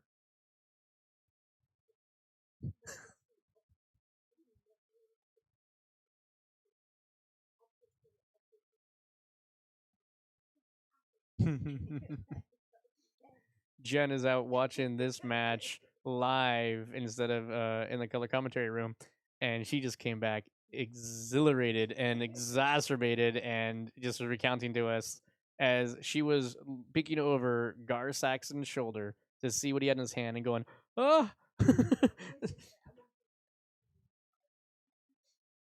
Yep, just had all the bells and whistles of a blue-green villainy. So we are sideboarded, shuffled, and drawn for round 2. Yoda does not get to start with the Force, even though he does have the most attunement to the Force of the heroic side. I read an article recently about why Yoda could never beat Palpatine. Oh, okay. I'm peaked. We got a round starting. You're gonna have to wait for that one. No. So we got a Inferno 4 from Gar Saxon and a Gunji from Yoda. First unit in space that I saw from Gar. Yeah, this is, Gar doesn't run too many units, but Inferno 4 is a great one because you can get that Iden out pretty early, gets a lot of damage by putting her as a pilot. Oh, there's Gunji to the base, and there's the Force that was so brilliantly predicted to be active, and it's already on the board. All right, resupply from Yoda. There's that ramp. So this Yoda is definitely trying to ramp into that late game as fast as possible. That's not necessarily a good thing against this Gar, because if this Gar gets the ECL Vader, it doesn't matter how fast you get into No, Yoda, it's just going to die. you're just giving Vader the target he needs to hit. Exactly. And you're spending more cards to do it. Like, you're still losing cards out of your hand. So it's not like you have more cards to play because you're burning through them for the ramp. Correct. Ramp is a very powerful thing in this game in general, but it's selective when you want to use it. You know where I'm not playing ramp, really? Twin Suns. Ooh. Traitorous on the Gungi and giving that's pretty great. So you play the Traitorous, you get the Gar Saxon buff, so you get a little bit of a tougher Gungi here, but That's 3/5. yeah, that was pretty great. Not able to kill the Ethkoth though, as it's only 3. And is it Gungi or Gunji? How do you pronounce it? I pronounce it Gungi, but I will Gungi. be honest, as much as I love pronouncing or I prefer pronouncing Star Wars things correctly, I have not looked it up if that is correct. Aha. So what do we do here? We ran in We and ran killed Gungi. Yes, and then it takes the 2 damage from the Inferno 4. So still has the Force. So if we can get 1 more damage onto Ethkoth, Yoda can flip. But as you can see, we are at 6 resources, which is Vader ECL territory. There comes the Gar flip. And another, Oh, you're my only hope for 7. Mr. Now. Beck. You cannot kill a leader with that, I believe. So the only thing he can do here. Oh no, this was the "You're My Only Hope." I was thinking yeah. it was the Yoda flip. I had the wrong thing this in my is You're head. My Only Hope into Yeah, Keller yeah, and Beck. I do want to point out that so far, chat has given us Gunji, I believe, and then Gun Guy, probably my favorite. Yeah, and I like that then, one too. Jungi, pronounced little G. Oh, Junji. Junji could be it. Is it male or female? It's Wookiee. That's all I know. Well, there's male and female Wookiees, right? There are. You can see a female one in the holiday special. Oh, here it is. Vader coming in, ECL, clearing the board. Boom, bada boom, boom, boom, boom, boom. Yes, going through the motions here of where they're going to put the shield, who they're going to hit, and that they lose the shield. And the fun part, again, it's Gar Saxon, so Vader hits for 6 with that shield. Yep. He didn't need to in this case because he was just killing an Ethkoth. But for those that don't know, when Vader is played, he puts a shield on himself or a friendly unit and an opposing unit. Then when he attacks, he can instantly defeat a shielded unit. So typically what you're doing is you're putting the shield on the Vader, you're putting the shield on the target you want to immediately defeat, and you ambush into the other target that Vader can now kill with its 6 hit points, just only losing the shield. Therefore, you are getting what's called a 2-for-1. You get rid of 2 of their units for only the 1 card you put into play. Definitely one of my favorite combo pieces here, just lines of play. Just one of my favorite twofers in the game. Obviously, they need to have a ground unit for you to really max this out. So if they stay in space, it's not as fun. Blue leader comes down and finishes off Gar Saxon. And then Maul comes down and finishes off Blue leader. So that's going to do a 6 overwhelm because Gar put 4 out of the 5 damage onto the blue leader. This is another big threat on the board. So with Yoda not having drawn, which he's doing right now, and setting up the top card of his deck, that means that the Vader will be able to swing into base as such before the Yoda's going to be able to flip and do something about it. That should be up to 17 on base now. Because he lost the shield, he does not get the bonus attack from Gar. There it is. Okay. 17 points of damage on James's base, and now Yoda has flip. deployed. And there's a Luke. Always kind of a bummer to lose a Luke to that, honestly. Yeah. Yeah, not what I'd want to see. I'd rather have Luke on the board. I believe we're going to see Yoda run into Maul here because you can cleanly kill it, not die, and get the Restore 2 off of it. Yeah, great play. And flip that for the Restore. There we go. And I think Gar claims there, and we move on to the next. Oh, no, we still have resources. Nope, but James is passing. Okay. All right, 4-7. Carson's favor, the Gar Saxon player, still has the Inferno 4 that they played in turn 1. Which, again, like Gar Saxon, grab that Iden. Get the Iden, get the Craving Power. Buff this thing up, make Yoda deal with it, and just keep swimming. This Inferno 4 has put in 8 damage now? Oh! Yeah, they're timely in to take care of the Yoda with the Vader. That's great. Looks like they're putting the shield on the Inferno 4, which is smart because now the Inferno 4 can hit for one more. Luke gets played to defeat the Vader, but hey, you're still taking 3 more points of damage from that Inferno 4. Yeah, so the reason they were able to do that is because, again, you can put the shield on a friendly unit and an opposing unit. Since Vader didn't need to hit the Yoda, he could just defeat the Yoda. He didn't need the shield himself. What a great ability. Yeah. Just, again, we've talked about it. Oh, power of the dark side after taking the hit. Yeah, but Luke at least got the swing off and got some healing going on. That's our second Luke, so we haven't seen any home ones yet from James. No, there's only one Luke left, and we haven't seen any U-wing reinforcements. Nope. And we've seen 2 Vaders and 1 Maul. Yeah. So Carson needs to keep that pressure up. 3 more damage. It's a shame because it's been a lot of healing. Carson would be a lot closer. If not, this would be over if it wasn't for that extra restore. 3 damage is that average hit in Star Wars. So if you can just go 3, 3, 3, 3, you're going to get there. Oh, and here's that U-wing you were talking about. What are you hoping to pull here? As the James, what am I looking for? I'd really prefer to get like a Kelleran just to keep putting bodies out. Sure. Yeah, I think that's all I want. I'd rather go that direction. Nothing's going to immediately deal with the Inferno 4. Like, how about 3 bodies? 3 bodies is ideal. Yeah, I don't need Blue Leader in this point.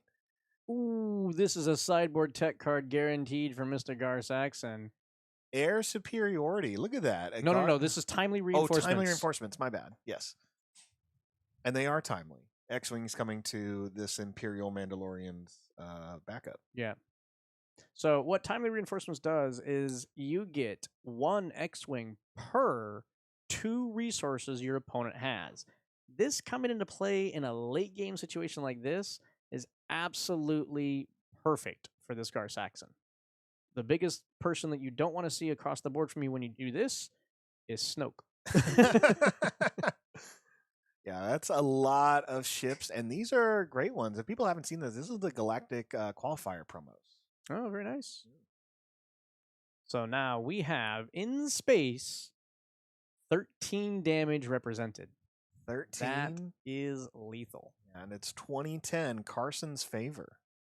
There is not a lot in the blue-green combination that does board wipe-esque maneuvers. In heroic, I should say. Yeah. So you need 15 more damage before your opponent can get 8. Yeah, I think we'll see. We have the restore. We have Yaddle, or James has the Yaddle, so it's going to give the restore to the other Jedi units. Yep. And their Shatter Point using the Force. Nope, not using the Force because it's 3. It's 3. Whoa! He does use it. I don't think he should have used the Force there. Because 3 or less from a Shatter Point does not require the Force, and the Inferno 4 only had 3 health left. Yep. I think that was a play mistake by the Yoda because this is going to prevent him from having the Force for a different use that he maybe could get out of it. Right. Probably believe the bonus increased the health as well as the attack. Potentially. It's a long day. It's a long day. It's easy to Yep. make mistakes at this point. Now we're just transferring that shield because we want to get that bonus damage off of this Yes. X-Wing. That's the only reason we're doing that there. And again, we're just trying to incrementally go ping, ping, ping, ping. Yeah, there's 5 damage left for Carson to swing with. There is only 2 restore points left on James's units. No, Carson has 4 available ships. Yes. Where's the 5 Oh, I'm damage? sorry. I apologize. I'm 4 ships. Yeah, the 9 X-Wing, damage. X-Wing. Oh, because they're 2-2s. They're 2 I'm 2s, not thinking 1 TIE 1s. You're fighters. thinking TIE fighters, yes. My bad. It's see, all good. See that villain symbol? It's I think they so- could only be TIE Yeah, fighters. it's so rare to see an X-Wing on the villain side of the board. It's Yeah. like, wait, you traitorous dogs, you. Now, So, this is actually both players' first time in the top 8, according to Melee. oh, okay. So it's definitely a great for both of them going into the semifinals, walking away with a lot of points here at this PQ, which is great. I'm sure they're playing in the Seattle, and there's the third Luke. Well, we knew that was coming. Dropping X-Wings. That's still 6 damage represented on the board. Doesn't quite get you there, and there's some healing still to come from the Yaddle, from the Obi-Wan and the Junji. I don't It's messed up the rest of the night. Thanks now, to Yaddle's ability to give other Force users. So here comes 2 damage. And I'm assuming here comes 3 back and restoring 1. There's 2 more damage. And then here's going to be a... No, maybe not. I can't tell how many resources they have available and not. They're so messy. I know, and there is a judge there watching, and so I think they are keeping track. It is important to maintain a board state. Sometimes I want to be pickier and have a few things better communicated, but it's a long day, and I'm not going to go interrupt this match when the judge is there. So at this point, it's 5 health left on the base for Yoda, and 8 health left on the base for Gar. Yeah. If Yoda claims, Luke... Oh, no, Gar claims. Gar claims. Okay. Gar takes the Force/Initiative token. So he chose not to swing without X-Wing, and this goes back to what I talked about before, that 2 little damage at the very end is not worth potentially this Luke coming in and swinging on you. Mm-hmm. So you're trying to get an answer for this Luke to prevent that 6 to your face and that heal 3 putting you that much farther away from winning the game. Yes. Gar Saxon's, biggest thing here is a timely with the Vader, a maul into the Luke. There's nothing to overwhelming barrage. You could craving power, but you're still not going to kill the Luke. Here comes timely. I got to assume it's a maul. It's an Anakin. Anakin, okay. Did we have any heroic cards? I don't believe so. It's in most Gar Saxon decks, you're not really running any heroic. It's just a solid. So we body. just basically shrunk the Luke and ran into the Luke is all we did. Mhm. That's why we took 3 back. Anakin is sometimes capable of 3-for-1ing people with that maneuver. Oh yeah. Great card. Great idea. Okay, so now we are at 25-19. We're going to need another 3 damage in plus a heal. What can Gar come out with right now? Oh, they're just tapping so fast. Hang on. We got to do math, people. Hang on.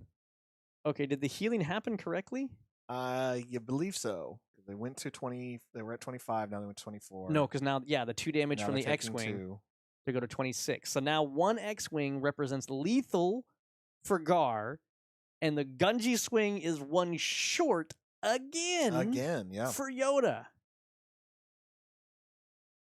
Now Gar, at least in Gar decks I've played and seen, they usually play explosive surprise damage with just like running 1 hot shot. I don't think Yoda's running a super off aspect hot shot. Hot shot ain't gonna help here because it's a space unit that has to attack. All right, I mean for James, like there's no Oh, surprise. the Yoda player, Yeah. player, not the Gar player. Correct. Copy. Oh, this is such a frustrating position to be in. Yeah. You're literally 1 damage short again Oh, but wait, still Gunji attacks. No, but he's still got X-Wings to back him up because even the one heal is not going to matter here. No, there's too many X-Wings on the board. I got to rethink timely reinforcements as like a sideboard card for these long grindy games. I think you would be the person who puts timely reinforcements in almost every sideboard if you like it. Well, it depends on the matchup, but like for instance, what the hard matchups for that OB1 deck today was one of them was the big control-y decks. So if I'm going to be going to these long-term games, it actually might not be a bad thing. Oh, there it is. There it is. And I believe that means Carson is going to take it down against the Yoda. Yes, yeah. Carson Now, did get it. That said, Carson was the #1 seed after Swiss. Okay. So he is proving why he was able to get there. I just want to know who that one loss is now. Because he was 7-1. We can find it. We can definitely find it there. Jen, it's okay. That was crazy. You want to talk about that? I mean, I don't have anything to say about it other than holy buckets, dude, that was crazy. 1 damage short game 1. Oh my gosh. And 1 damage short game 2. I just kept thinking like off aspect hot shot blaster. That's what Dee was saying the whole time. Like, come on, because man, I don't off think they run aspect. that. But I mean, if you were that dude, would you have paid 5 for Surprise Strike right that second? Heck yeah, you would. Oh, you everybody had 20 would've. million resources. But it's hard to justify that man. kind of a inclusion in a deck No, just I for know, the hot know. shot is not bad because at least you can smuggle it and Right, not so have if to you like just you have clutter to up hold your on hand. to it. Kind of thing. Exactly. Yeah. You can just put it down. Oh my gosh, that was brutal. Does this become like the onset of the trend of everyone just runs a single hot shot for that one off moment Like that the you might just in need that little bit of case. a push? The last hurrah. Oh my gosh, that was intense. Yep. So like I just said, Carson was the #1 seed going into this. Oh, all right. So he's kind of improving his weight in gold over here. I've always loved a good Gar Saxon deck. I'm not a big fan of the blue-green villainy part of it, but yes. I prefer the yellow Nabat Village version, but yep, it is what it is. He's proving me wrong. I was going to say it's really hard to give up that blue-green villainy. Well, with the Vader unit, match. it's just Yes. such a game closer Yes. for that. So, and as you can see, as we've seen in this match, the ability to get 2-for-1s out of that are just gross. Yes. just Yeah. gross. Yeah. Non-discriminatory. Goodbye. Yeah. Oh my gosh. Oh my gosh. I mean, I know y'all watch this. I know you all literally just watched the same game that I watched. So I know I don't have to give a play-by-play, but that was like, it's also just really fun to watch people playing intense games. Yeah. Because it was just watching their decisions, watching, Well, yeah. going back to what you were asking me earlier is how do you become a better player? Ways to become a better player. Watching people better than you and trying to glean information is how it's a good way to do it as well. You learn tricks and trades and stuff like that. Like I was just making the comment, I might have to consider timely reinforcements. I didn't really Mm. consider that card. And in that OB1 That- deck that I was playing yes. today, it was like, okay, these long grindy games, I can get in trouble from like just running out of steam. Yep. And all of a sudden, ta-da, here's a bunch of units for me to actually mess around with kind of thing. And that might be worthwhile. Yeah, X-Wings compared to ties, they're not doing nothing. Right? I mean, that's he had 5 up there, 4 or 5. What is happening? What is wrong with you all? I'm getting notifications from the head judge that we are taking Okay. a small bathroom Okay. break and just Alright. kind of like a decompress session before we get into the final matchup. I don't know off the top of my head who Carson is playing between Alex and Rob yet. Rob won. Okay. Rob won. So Yep. Han 2 Blue beat out the Boba Data Vault. So Mhm. we have Rob Briggs on Han 2 Blue playing Carson C on Gar Saxon. Little note, Gar Saxon ECL is what Rob Briggs got top 32 in Galactics with. Really? So I do believe Rob knows what to expect out of his opponent in this Interesting. match. Yeah, that puts him in a pretty good spot going in. So we'll have to see how that's all going to time out. So, but yep. So watching players better than you, just like when you learn something, you're learning from a teacher who has come before you and done things. So any tidbits you can glean or like little, hey, especially if you have a favorite deck, right? Mhm. So say you're Hera Lake Country. Hera Lake Country. If you can find somebody that is also running Hera Lake Country, Wait. Are you suggesting that someone out there plays Hera Lake Country better than I do? better is a subjective word. Differently maybe than you do. I'm still going to go back to I think that knowing how it is you learn best, because even watching all that, I get so wrapped up in what I'm watching. I honestly, like both of you two here have been at various times my buddy. Mm. I like a play buddy. What do I resource? Mhm. What are you trying to do? What should I be doing? Like I think I need in the moment. Sure. I mean, and that's, I mean, if you have a friend that you can Well, rely it's you on. two now. From here on out, I don't know what y'all are doing with your spare time, but it's going to be teaching me how to play this game better. Well, what I was going to suggest was is that you can have basically like a on-site coach, right? To where like I can be sitting right next to you. You're playing the match, and then it's like we did this at PAX West. There was a 3v3 tournament Oh, yes. that was a lot of yes. fun. I played with that with a couple people that were one of the guys was here today. It was a sealed. Yes, so we Sealed, got a box of yes. cards and we had to build 3 decks out of the box, and then we played 3v3 team matches. And what we ended up doing was we sat next to each other and total open communication was available. And so my 2 teammates put me in the middle because they wanted to be able to have me be able to look left or look right and help them out with if they got stuck in a situation of like what my Interesting. insights Right, were right. to get out of that situation. So it opens up that gamut a little bit more and allows you to get that perspective from another person. And sometimes that's all it takes is just a different perspective on how to view something to really unlock a aha moment. So so yeah, you can definitely, if you have somebody who plays better than you and they're willing to do it, sit down and go, can you watch me play a game and like look at my hand, look at what the plays are, and then if I do something that you think is suboptimal, tell me to pause, talk about it, go over something.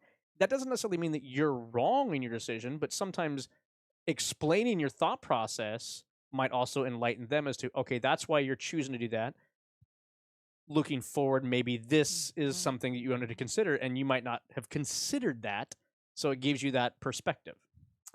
Yeah, that goes back to even just playing cards. I put them in my deck for a reason. If I keep resourcing them, how about I just try to play it this time? How about I just try to play it? I picked it for a reason. Yep. Just put it down on the board and see what happens. I struggle with that whenever I sideboard cards in because I'll draw the sideboard cards. I'm like, I put this on my sideboard for a reason, it's in my I went hand. to get it. I wanted it. But I don't need it now. I need it like later. So I guess I'm gonna resource it even though I don't want to. I struggle with that all the time, and sometimes you just get in a bad timing situation.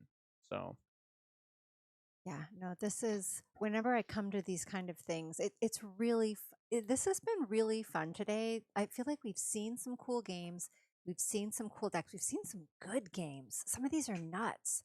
And I don't know if I learned how to play the game any better today, but I'm more excited to go back and play the game again. I think you learned more than you think you did. It's called learning through osmosis. Learning through osmosis. I'll sleep on it tonight and it will soak into my brain. You're going to have a dream about From it my tonight is what you're pillow. going to have. Oh, it's probably going to be friggin' indirect damage. That just, that hurts my heart. But not directly. Just indirectly hurts my heart. Yeah. So, so D, are you and Jen gonna do the finals?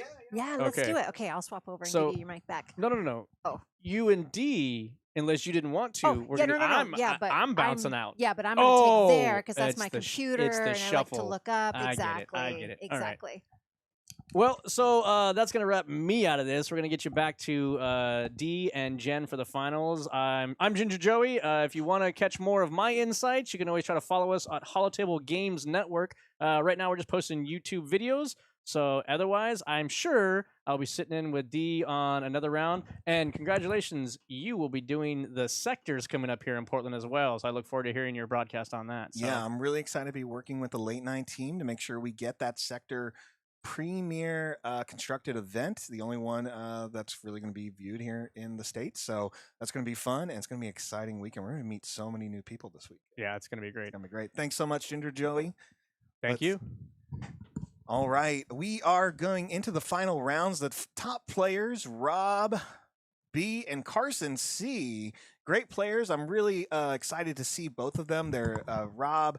You followed Unlimited Power. We've had him on several times doing commentary, interviews, and so really, really proud of him. Top 30th at Galactic Championships.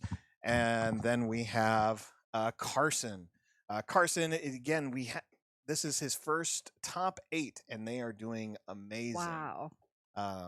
At it. So making it all the way to the final table, I think that's awesome.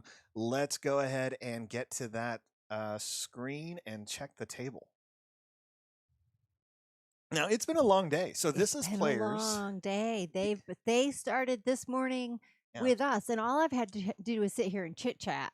These and my players got brain here is at tired. 9. Yes, Yeah. and they have been playing all day.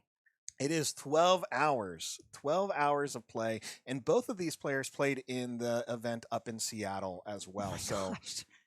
So A, travel time up there and back. Mhm. B, 2 long days. 2 long days. And then you got 5 days and then 2 more long days Yep, for both these yep. people.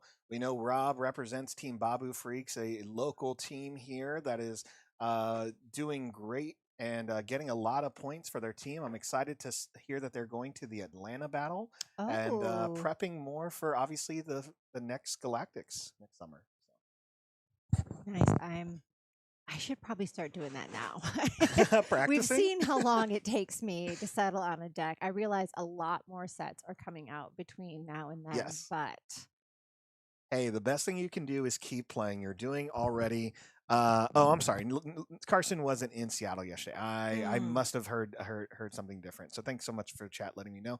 But again, it's exciting that everyone's here. And again, it is a long day. So although players are going to be making their best decisions, it's the best on how you feel after playing for being here for 12 hours so far. that was one thing when I was watching Galactics. Oh my gosh, those final games, they played so fast.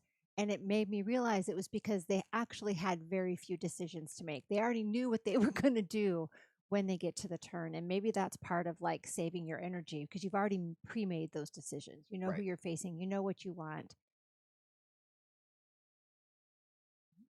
And I messed up here on just how many things win. But here we go. We are live with the final event here in Sioux City, Portland, Oregon. Let's get that timer going. This is the final match. Rob B, Carson C, Han 2 versus Gar Saxon. Both of these leaders, great leaders, both of them from Shadows of the Galaxy, the second set.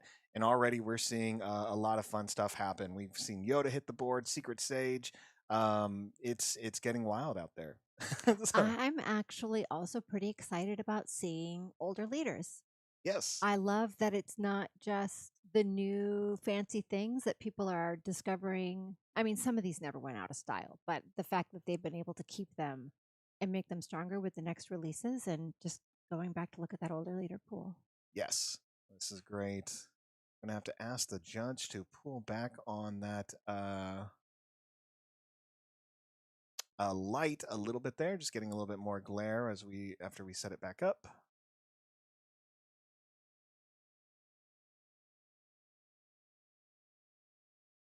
Oh, his discard pile's up high. I'm like, wait a minute, where'd Yoda come from? Okay, that's his discard pile. Okay, I'm getting it. Yes, and the card that we can't see, I'm gonna have the judge move that back. Oh, I Is see. the 3/3 that comes into play with the shield. Of course, I can't remember it. Off the top of my head, Outer Rim Outlaws, Outer Rim Scoundrels.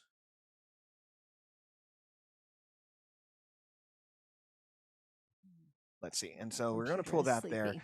Okay. Yeah, Outer Rim Outlaws is Okay. what it is. And Gungi uses their ability to ping a little bit of damage here. So, or sorry, not Gungi. The Outer Rim Outlaw swings into Grogu. Let me, learn cards. It's been a long day. It is a long day. I think the judge did move the Oh, there we go. thing back. So perfect. We can get a little bit more visibility there. And now we see Oh. the shuttle get the play. Let's talk about this. Is going to be a fast moving game. This is going to be a fast moving deck, but What are your predictions here, Jen? I can't make predictions. I don't know, because here I have two. Technically, I could call both these kind of medium underdogs. I think we didn't see a whole lot of either of these today, these leaders. We've seen each of these particular players before, but I don't know. I'm more scared of Gar, so I kind of want him to win. I don't have a prediction. I just have the person I'm the most scared of is Gar ECL, apparently. That's funny. So the great thing here is Rob knows Gar ECL. Yes, that's his. He sold me on it. He played this at before Galactic Championships at a big event, which brought it to my attention. He took it to Galactics and got 30th place. This is a deck he knows, and Carson is playing a version of Rob's deck that was the previous version that he played at a big event before the qualifier. So a lot of the cards that would be different from the Galactic Championship deck list Rob played, he's still familiar with. So this is a deck he knows well. He knows what Carson's trying to do. Yes. That's a tough matchup for Carson then. Yeah, I would definitely say that Rob has, so many hours playing Gar Saxon. It's easy to think that it's 3 digits because he does train with a team. He took it to long events. He's played it for several days at these events. He's not going to be surprised here, as well as he saw the list. So he's definitely aware of what Gar Saxon is going to do. Because they're sharing lists in the top 8. That's correct. Ah, there we go. So, and for me, as much as I love Gar Saxon, I really do. I'm a hometown hero. I'm rooting for Rob. Well, that is true. I don't know. I know of Rob. I don't know him well. Carson, where did he come from? Do you know where he came in from today? Carson, I do not. We haven't had a chance to. I didn't. I don't think I asked him, and I don't know if he's just in town to do a bunch of Portland things for 2 weekends in a row, or. Well, that's the great thing about Melee. Sometimes we just it can see just those things. Tell you information.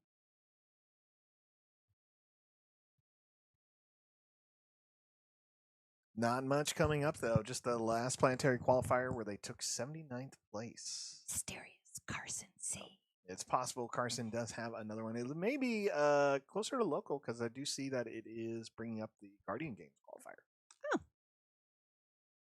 All right. Well, it's 3-3. Again, Rob has a good idea of what Carson is trying to do here.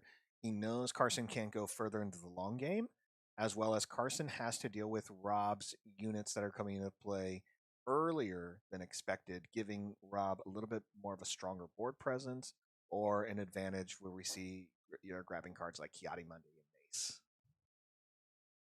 How do you feel seeing all these like Jedi helping out Han Solo, young Han Solo? Does that feel like is it exciting to see something like that? Oh, he's just a whippersnapper, isn't he? So this might I might be out of the cool kids. I've never really been a Han Solo girl. What is that? What? I don't know. He's never really been. I don't really get it. I mean, I think I'm a Han Solo girl. Yeah, I mean, I don't. I just like. I don't know why. I don't know why. I mean, Agent Callus. Now you want to talk about him, but that I don't know why. So Agent I Callus. Agent Callus. Is there a version of Agent Callus? Is it cleaned up or is it the scruffy it's rebel all of one? them. Oh my goodness. The rebel one too. The scruffy rebel one. I can't help it. Yeah, so it's interesting because if it's not my deck, I don't need it to be canon accurate. So I'm fine if the red blue heroism package is out there helping out. Got it. Well, here we see a timely timely intervention comes in with Lompike swinging in to take out the Mace Windu, putting a shield on that Han Solo. It's a setup, but not a setup that's too surprising, which you can expect for sure. And then Lompike got the original shield on this side, so then therefore he lives. That's why he didn't take any damage. That's correct. He hits harder with the shield. Again, yes. Lompike and Gar Saxon just kind of go together really well. Ooh. Yep. Or Lou. Yeah. -6 there. Taking out the Lompike.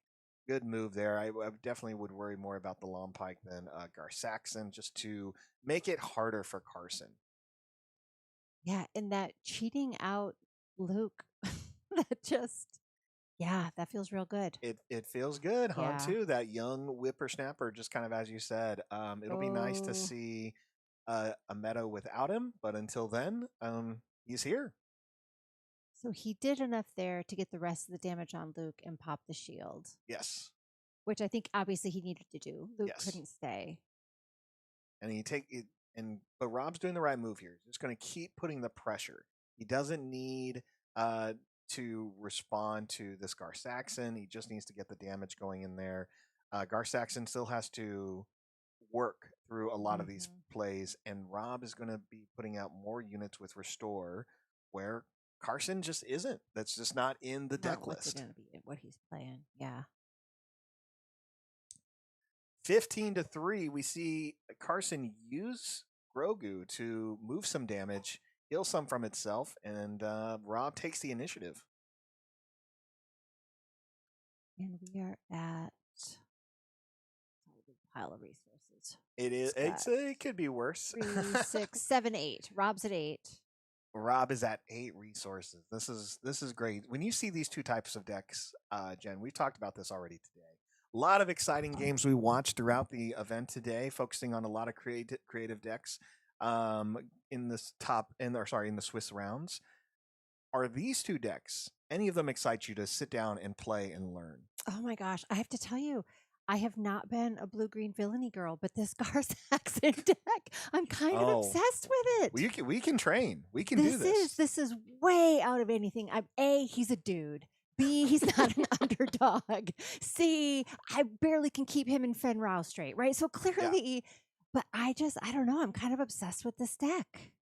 Yeah, I mean, it's a great one. I've like I said, I've enjoyed it a lot. And there's another overwhelming barrage. Nice. That's the second one from Carson's deck, giving Gar Saxon another +2 for the turn. So Gar can hit for 6, and it put a little damage on Han's base.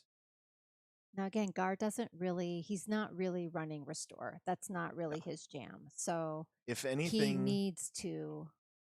yeah, if Oh, anything, Carson the Carson shield. has like a Onyx Black Squadron. Okay. And there's still some things here. Like Carson built a good deck, but the changes that I could tell you that like would make my Gar Saxon a little bit different is playing some stronger cards like Owen Lars to give that restore and pull your Vaders or your Anakins. Oh yes. Yes, because he heals you and then you go Mhm. out and dig something else out with him. It's great. It's great. Yeah. Adding Owen into the Gar Saxon deck was one of the best moves I made because I had so much consistent healing. People had to waste the time to swing into it, and I'd get anywhere between 6 or 8 more health. That's awesome when you're playing ECL. Oh, absolutely. And also I would just like to point out it was my Owen Oh that yes, I forgot. you used at Galactic. So really, Hey, I was there. sometimes late Friday night, you just have to slam the Discord and tell people like, I need your uncommons. I need this card. I was opening all my packs. I never opened Just packs. hoping. Just like, oh, I just need that Owen. All right. Well, here Oh, comes Anakin. Yes. Gets the -3, and he ECLs it in so it can take out 2 units. It's just Anakin's just the poorer Vader, right? Like it's Vader at least walks away with no damage on it, but doesn't mean Anakin doesn't get the job done. But it's still a little too late. Rob has a lot of resources left, can play a big unit that Grogu's not going to be able to deal with, and the unit could just defeat Gar right out of the right when it's played.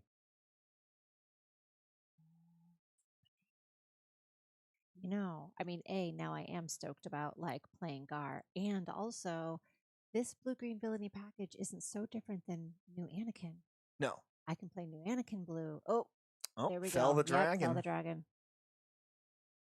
One Anakin gone. Do we take the damage from the Grogu, which is upgraded, so he gets the bonus from Gar Saxon? See a Director Krennic promo with the shield comes into play. It's a 3/2. That's a Krennic card I enjoy. Now, what also makes Krennic fun with cards like Owen Lars is Owen is free.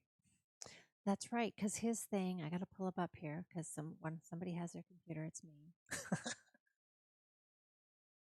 All right, Grogu uses his ability in the right way here. Carson moving damage off of Gar Saxon, putting it on Kiadi Mundi.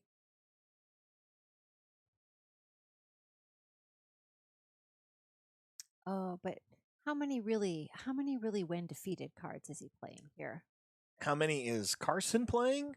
Yeah. Less than I would prefer. Yeah. Now, yeah. He's Carson's still not a bad 2/2 shielded. I mean, No. that's not the worst for 2. That's but it makes your shuttle cost 3, which is a great setup going into your second turn. Putting that type of body out with a shield is great. Cards like Owen, Inferno 4, the Onyx Black Squadron. Owen has a win defeated. Oh, There Owen's we a go. win defeated. Yeah, that's get why it. it's free. I Yeah, get it. Yes. it's so good. Okay. So there are a couple of targets. There's not 0 targets. No. Okay. Here's They're just Maul. mostly early. Yes. All right, Maul comes in. Maul's definitely the biggest hitter, and Rob knows it.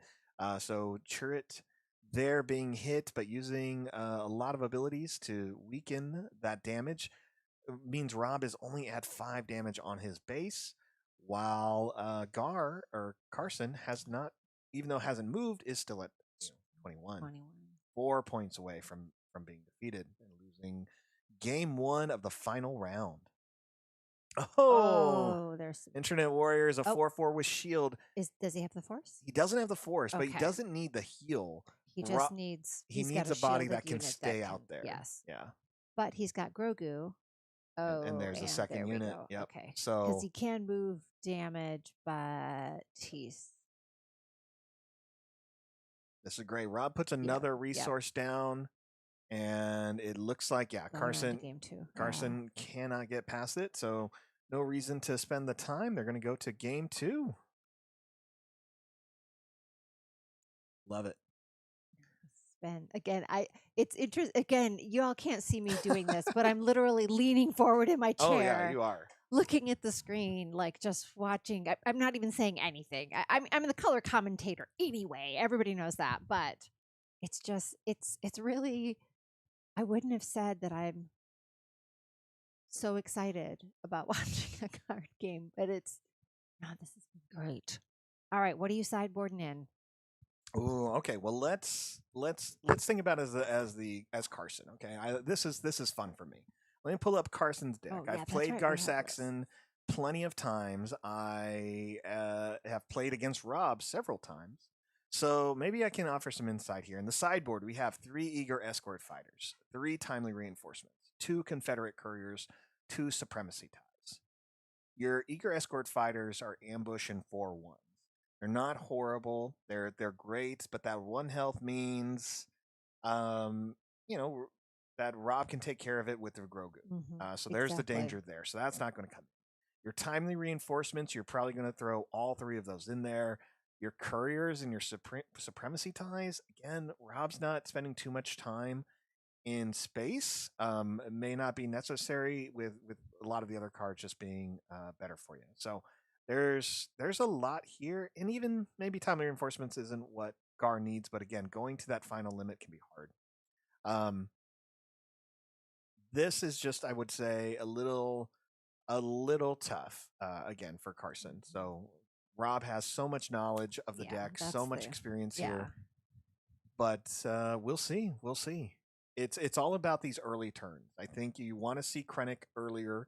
You want to get a better board presence while pushing the damage. If you're not past 10 when you're playing Gar Saxon, it's rough. It's rough because a lot of that early damage, or a lot of that momentum, is early damage. Yeah, he doesn't.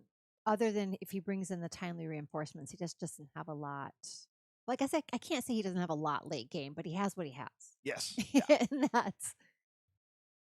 I do want to look at what do we think Rob is doing here. His sideboard is.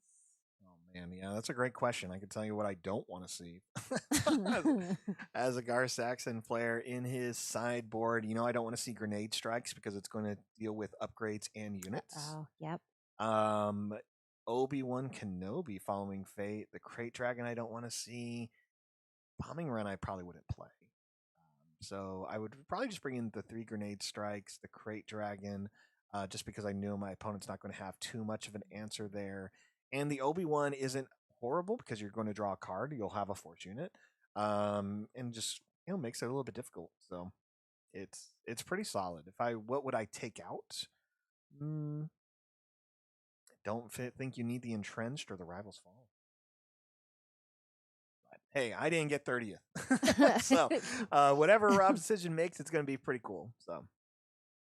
Oh, and it is 6 cost Obi. I was thinking of new Obi. Well, new Obi-Wan is green, so that wouldn't even make any sense. Right. But yeah, Obi-Wan Sentinel. Yeah, Sentinel Obi-Wan from Spark is really great, obviously, with Han too. I don't mind him being a 4 with 4 health remaining. It's Sentinel. I'm going to be able to put a Force user experience tokens on them, making them stronger. Yep. And here we go. I would say both players have started off now with the going in the right direction. So playing Krennic, playing Yoda, playing Grogu. This is pretty cool. I do like how Grogu seems great in this matchup to just pop shields. Oh, Yes. I'm sorry, you had a shield, and now not only do you not have a shield anymore, but I've debuffed you because you were thinking you were fancy Gar Saxon swinging for 1 more, right? So that does some heavy lifting here. Totally.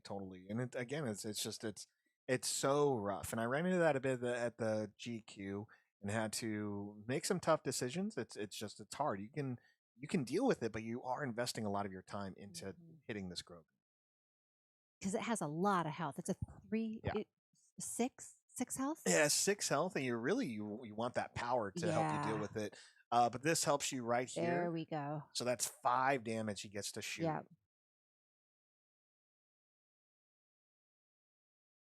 And now he's buffed again. So it's actually, oh no, it's a 2. Yeah. Sorry, it's a 2-2-2-2. There we go. I got it. So interesting play from the Gar Saxon player, and there it goes. Fell the Dragon takes out Orson Krennic, director Orson Krennic. We've learned his first name today.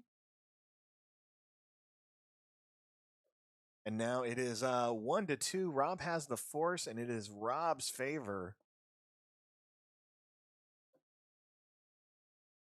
Here we go. What a day. All right, Gar's deploying.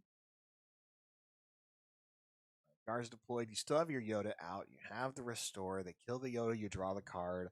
Again, both players are in a decent spot. I do feel like Rob's in the better spot just with having the force, having the restore, a little bit more in the board position. But no one has used their resources. It's 5 to 6 resources here. There's the traders. That's great. Yep. Good for them. Good for Carson. Slow down Rob's healing while also benefiting yourself with the win defeated ability. And this doesn't, and maybe I wasn't paying as much of attention in early game, but this feels a little bit more even this far in. I felt like Rob was faster last time. Am I just remembering this wrong since it's past my bedtime now? Possibly is 9 p.m. past your bedtime. Yeah, PST. kind of. I don't know. This feels. Maybe on I a don't know. Sunday. I don't know. Maybe it's just my. Well, there it is. It's Oh, 4-4. Ezra. Han's deployed. Ezra's out. There are 2 resources left. Han goes for the swing, and it looks like we're going straight to base. There we go. Oh, and there's Another Grogu. Smart move. Keep the bodies there. And then that's going to give you more options because you can just move that damage dealing with shields. And Grogu can only move damage from himself. No, it's any damage anywhere. That's why Grogu is great in Twin Suns. Yes. Oh yes, let me take that damage from you. Yes, I do have there's great ideas for Twin Suns politicking. All right, smart move. Takes him out. Yeah. Carson has to get rid of that Grogu. If it stays out there, it's just a problem, and that's the second one gone for Rob. It's just an inconvenience, but it's what Rob wants. It's a 2-cost card that Carson had to deal with, and leaves still 2 good bodies behind. I mean, he still has 2 units there that he's. How excited are you going to be if Ezra can pump a crate dragon? Oh my gosh! Because that's the goal. That's the fun goal there. I'd be real happy about that. Because I mean, there aren't any other specters in this deck, so really, it's going to be pumping a creature. Yes. And yeah, why not make the Crate Dragon stronger? Mhm. All right, Darth Maul comes out, removes Ezra. Way different than how that happened in Rebels. Or Ogdo Bogdo. Ezra could buff him. Yeah, you're right. Ezra Yeah. can buff Ogdo Oh, Anakin. There we go. Nice. Yep. Anakin not sweating Darth Maul at all. Do you like Darth Maul? Do you just so we've already established people jumping in the chat. You've never been impressed by Boba Fett. You're not impressed by No. Han Solo. And again, No. you've talked about what how you decide on leaders you're going to play, which is usually based off of like your preference. Do you like them? 2, are they a female character?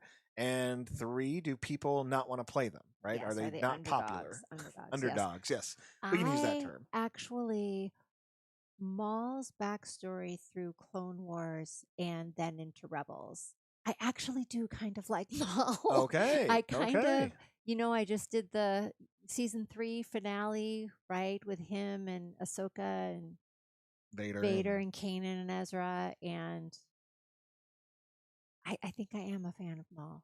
Hey, I love to hear that because I know I am. I know as a Yeah. kid sitting there, being in line, waiting for episode 1, and seeing Maul come on the screen, I was blown away. Yes.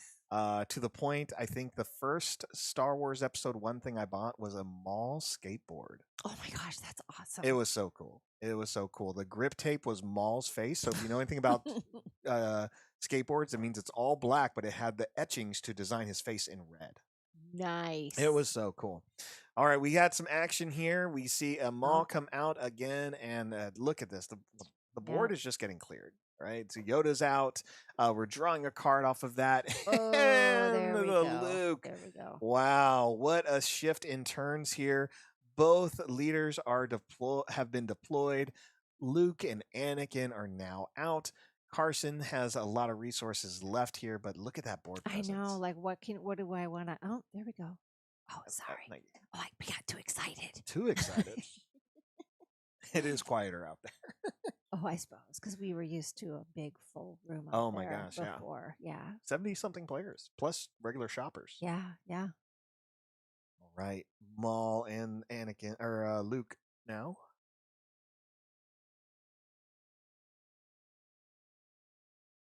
Yeah, not having any restore does not feel good on ECL, and I know that's not his job. I know his job is not necessarily restore, but I mean, in this game, he's not the control right now. No, but that's where where restore makes sense. That's why it feels good to have Owen in the early spots. Yeah. Because you're not losing too much. You could Krennic and play him for free. It's free restore. Yeah, he's maybe not ever getting a hit on something, but someone's gonna have to waste time hitting him. And when they do, you're gonna potentially fish out something good. Yeah. So you're not gonna be sad to go get your Vader after you've restored a couple of times. All right, it's 17-3 after a lot of that restore there, which is great. But now we have Chirrut out. And he has the Force. So Rob is making sure he has an answer every turn something is removed. And that's just really how this deck works. It's building up that tempo. And here we saw this, the timely reinforcements. We predicted that this would come in, and that is 4 space units on board. So that's 8. I feel like I haven't seen Rob play a ton in space. Oh. No, not at all. Rob hasn't played a lot in space. There comes the power. Yeah. Now Rob is going to 4, 5, 6, 7, 8. So he's going to have 9 resources after this. So I mean, Crate can come in. And with as much damage as Carson has taken, Crate is deadly. Yeah, especially without restore it just as a turn. You can't push 25 damage. Carson's going to have to do a lot here to catch up. And there's a Yaddle, little Yaddle. Yaddle, someone that no one really knew about, I would say, until this set. To be fair, I still don't. So to be fair, I still don't know who he is. She is. Yeah. You're not. I'm surprised you're not intrigued that they are the same species as Yoda and all these things. All right, Luke crushing X-wings again. That's the second Luke Skywalker this game. And Oh, there, I believe, is the oh. third Maul doing what they do best, taking out Luke's. I do love when some units, the power stat lines are just, they make sense. Certain units just are just the answer to the other one. And I also kind of like when they both take each other out. Neither gets to survive, right? Yeah. Like they're both just like ultimately destroying each other.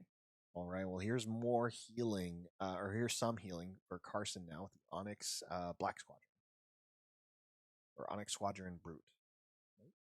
And it has a when defeated. Yes, the when defeated is it's going to heal 2 Okay. from your base. So pretty solid there. Yaddle's going to go ahead and swing, healing Rob by 1, putting a little bit more damage on Carson's base, getting him up to 19. Well, off topic, back to Twin Sons. I mean, Onyx Squadron Brute just says when defeated, heal 2 damage from a base. A base. So also a bargaining tool in Twin Yes. Sons, potentially. I like to heal myself because I in Twin know, but you Sons, can. life I know, matters. but you can wheel and deal around the table. All right, well, here All right, this so worked he got out. a ramp. Yeah, we got the ramp, we got the cham, so this gives Rob a lot more resources available while still putting a unit into play. Timely into Lompike gives Lompike a shield and another unit a shield, but Lompike can hit for 5 when it's shielded.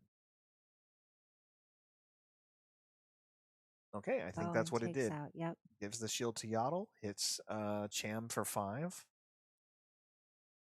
Now I know Cham isn't your favorite Syndulla. Well, obviously he's not my favorite Syndulla, but so this one, on one hand, I mean, clearly I don't know how to run a Garsaxon deck, but on one hand, leaving Yaddle with the restore, obviously Cham is hitting harder. I'm worried about damage on my base, but at some point I gotta keep you from healing. I think Carson isn't worried about Yaddle because it hits for less than Cham with just a 2, and it's probably thinking, and then they may have something in their hand to deal with Yaddle a little bit easier. Now the shield is really what's going to cause the problem. Now, luckily, it's only the Yaddle that has the shield. All right, it's 14-19. Carson is catching up. Does the shuttle on attack let him move a shield? Can you take that Not shield on from Yaddle? Not on the attack. When the shuttle is defeated, it can move the shield if it would like. Okay. All right, great space presence over here for Carson. Definitely is going to be a big difference if Rob can't pull anything bigger. All right, 26. Oh my gosh. Okay, Carson has to have an answer. Has to have an answer now, or to stop the Yaddle, or that's game. Okay, timely. Maybe an Anakin. Has to have it's a shield, so it needs to be a Vader. -3. It's the Anakin. Okay, that's not bad. Weakens the Yaddle. Swings into the warrior. So then Yaddle still can restore if he wants to do it. Yes. Otherwise, he can just move on. He doesn't want to waste it. Yep, and it's buying Carson the time he needs since Carson still has those swings. Yep, has 5 units remaining here in the space arena. But Rob has full amount of resources, has the Force, has Yaddle. What are we going to see? Ezra Bridger.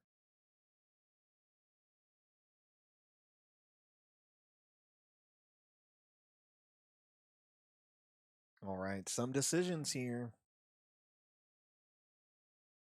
Is Lompike going to swing into the base? Okay, looks like they are. They're going to shield themselves so they can hit for 5. And I apparently hit the wrong button there. 26 is not right. And then did they give a second shield to Yaddle? There it goes. Yes. Second shield to Yaddle. Okay. Yep. I know. I also keep waiting for the crate, people are saying. And it makes me wonder if Rob actually sideboarded it in. If he kept a small amount of crates or added more. I know for myself, I would have just added the crate. I know Gar Saxon can't go too far in that late game. It just feels good. There's very few removal events that Carson's going to run at me. Seems like would be a great play, but also may not be drawing it. I mean, he has lethal in space right now, right? I'm not doing that math wrong. Nope, you're not doing it wrong.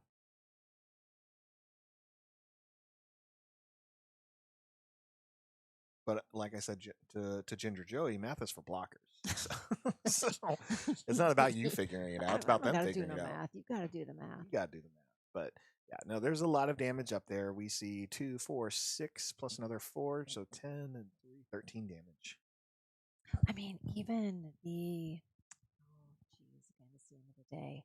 Concord Dawn Interceptors. That'd be a big old bummer for them up in space. Yeah, It would be hard for them to get through. I don't think he'd get there. well, Rob heals goes down to 18, and now here starts the space barrage over here, or assault.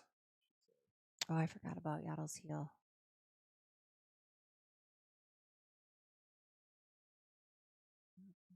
It. Nice. 5 more resources. Rob must have something in their hands. For 4, there fell the dragon on the Luke. Okay.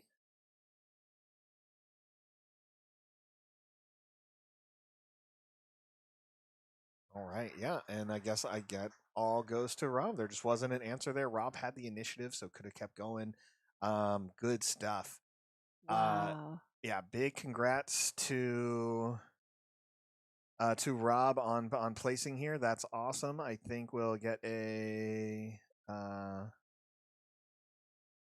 Oh, that was literally like a point of damage. I think he would have had him at 27 if he'd have swung with everything in space. These last games have been so close. That's been insane. Yeah, the entrench really slowed down Carson. Not being able to attack with that shuttle meant he wasn't going to have the right enough damage to get through. With Rob having the initiative, it just didn't matter. It was going to get there.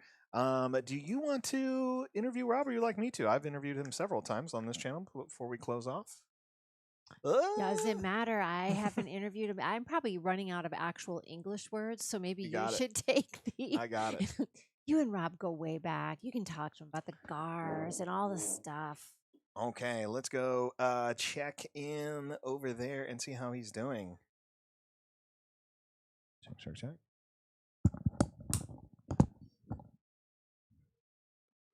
All right, so okay, yeah. Yeah, this is I mean, I know that you all can see this on the stream, and it's kind of blowing my mind how crazy exciting it is to watch this, right? Like you just like no, it's crazy. All right, we'll give D-Rod a minute to get out there and see if he can talk to Rob. It's funny because the store went from like super packed to now just the last diehards watching the last games.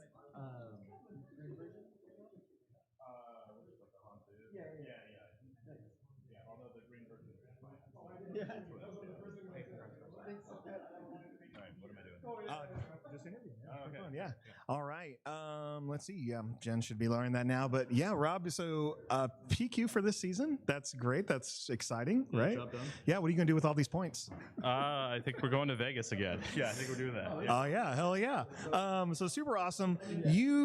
Were you planning on playing Hantu prior to the forced throw ban? Was this something that you switched to, or something you were kind of planning and keeping in your head as a viable option for these PQs? I think like I got my butt kicked in Kent pre-forced throw ban, and I just wanted to be on something that offered me more agency. And watching my teammate Alex like top 4 and play the deck so consistently and so well, like gave me the idea of just like, hey, like these cards are still good. Kayati's still insane. I mean, Bogdo into Itinerant Warrior is a good clock. So yeah, all the cards are still good. Swapped out force throw for basically entrenched for the anticipated Han matchups.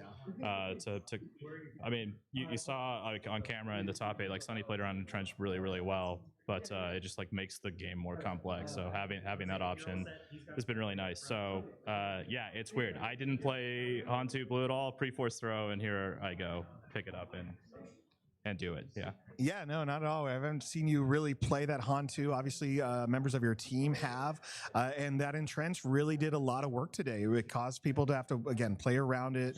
You threw off a lot of people's next actions, which was great, and got you a lot of great places today. Do you think this is a deck you want to kind of see where it goes a little bit more, or just keep the eye on the cards? Because, I mean, like you said, these are all good cards.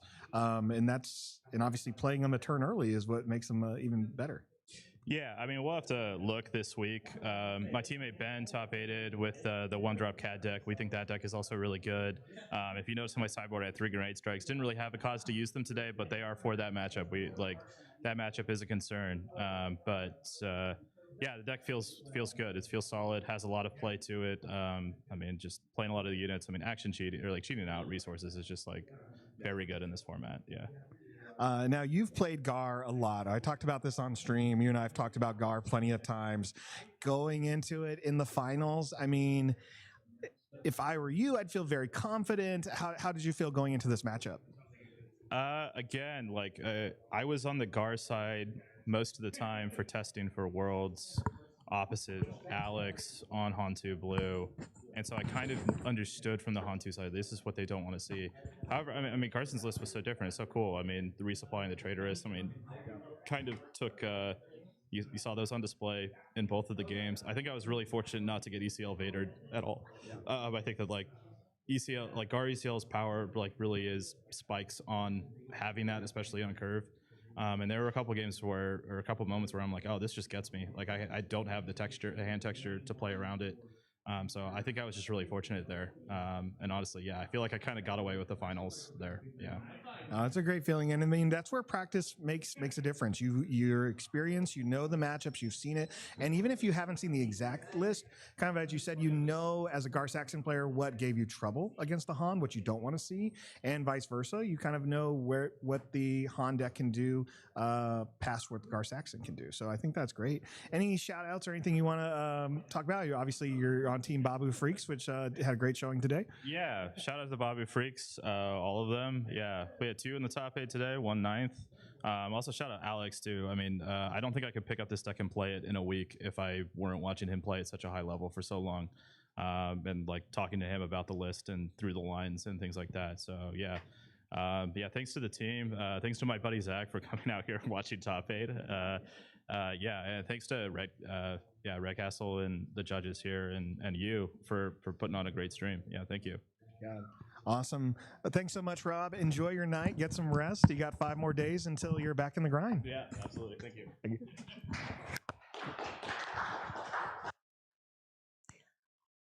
So, in maybe the longest day in a long, long time, that brings us to the end of our Planetary Qualifier at Red Castle Games in Portland. I'm Madamzola. I'm here with D-Rod from Unlimited Power.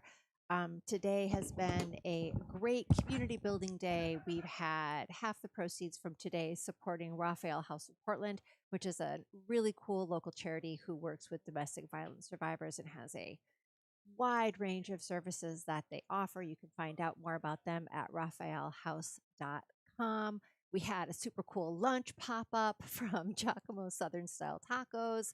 So many cool players, so many cool decks. I mean, who you showing up? Well, oh no, you're not playing. If you were playing at Sectors, I don't know who's the deck you're going home with. From what you've seen today, what are you like? Oh, I was sleeping on Gar. As much as I love Gar Saxon, I wasn't planning on taking Gar Saxon to Sectors. If I went, I would have taken a Cad Bane deck. So that's probably where I'd still lean. But yeah, what a great day, great community building day for the south area of Portland. We're supporting local businesses, supporting local survivors and charities. So great day. This is awesome. And a long day. So you and I have been here for over 13 hours. So yeah, any other shout outs for you, Jen, before we end this? Just thanks for everyone hanging out in the stream and chit-chatting with us today. Thanks to my Nightsisters, and we are 1 up today. We did recruit 1. And also, I'm going to give a shout out to our judges because you two have also had a super long day. And I mean, y'all don't know. I mean, basically, they're the two meanest dudes. They're super rude. They're terrible. No, these are like the super. I think also, the store helps set the environment, but I think the judges help set the tone too. And I just feel Yes. like we had a just great team today. Matt from the ground up, I think really built just a really cool PQ today. I really had fun. I wasn't even playing and I had a blast. I Yeah. was never bored today. I think that's again what makes us a great community. Swoo City, just the place you want to be, with a store you can play Star Wars at every night. A community that's excited for just events, more playing, different types of gameplay. And here we all are spending our Sunday evenings like at the game store playing, and in one of the busiest weeks this city sees for this event. So no, this is a good shout out week. to everyone who showed up, everyone who's going to show up. Yeah, and Jen, thanks so much for giving the time and Thanks for representing the inviting me. Nightsisters. Yes, this was great. This was a fun day. I always appreciate hanging out. I always appreciate being the color commentary. I'm really just the chit chat brigade, and I think it's great. I love learning more about this game every time. And between you and Joey and everyone here, I get to learn a lot. So I love it. Awesome. Well, thanks again for everyone watching this great PQ, our second one here for season 1 in Swoo City, Portland, Oregon. Join us next week when I team up with Late Night Gaming to bring you the Sector Qualifier live here starting Saturday. It's going to be a great time. Check the description for a lot of links to a lot of the content creators here, Discord links to Swoo PDX and Nightsisters, as well as check out the Raphael House Foundation. Again, today was all about bringing awareness to who they are and supporting them as they help a lot of survivors get back on their feet and get what they need to just live a happier and better life. So thanks again. We're going to end here, and we'll catch you all later. May the Force be with you.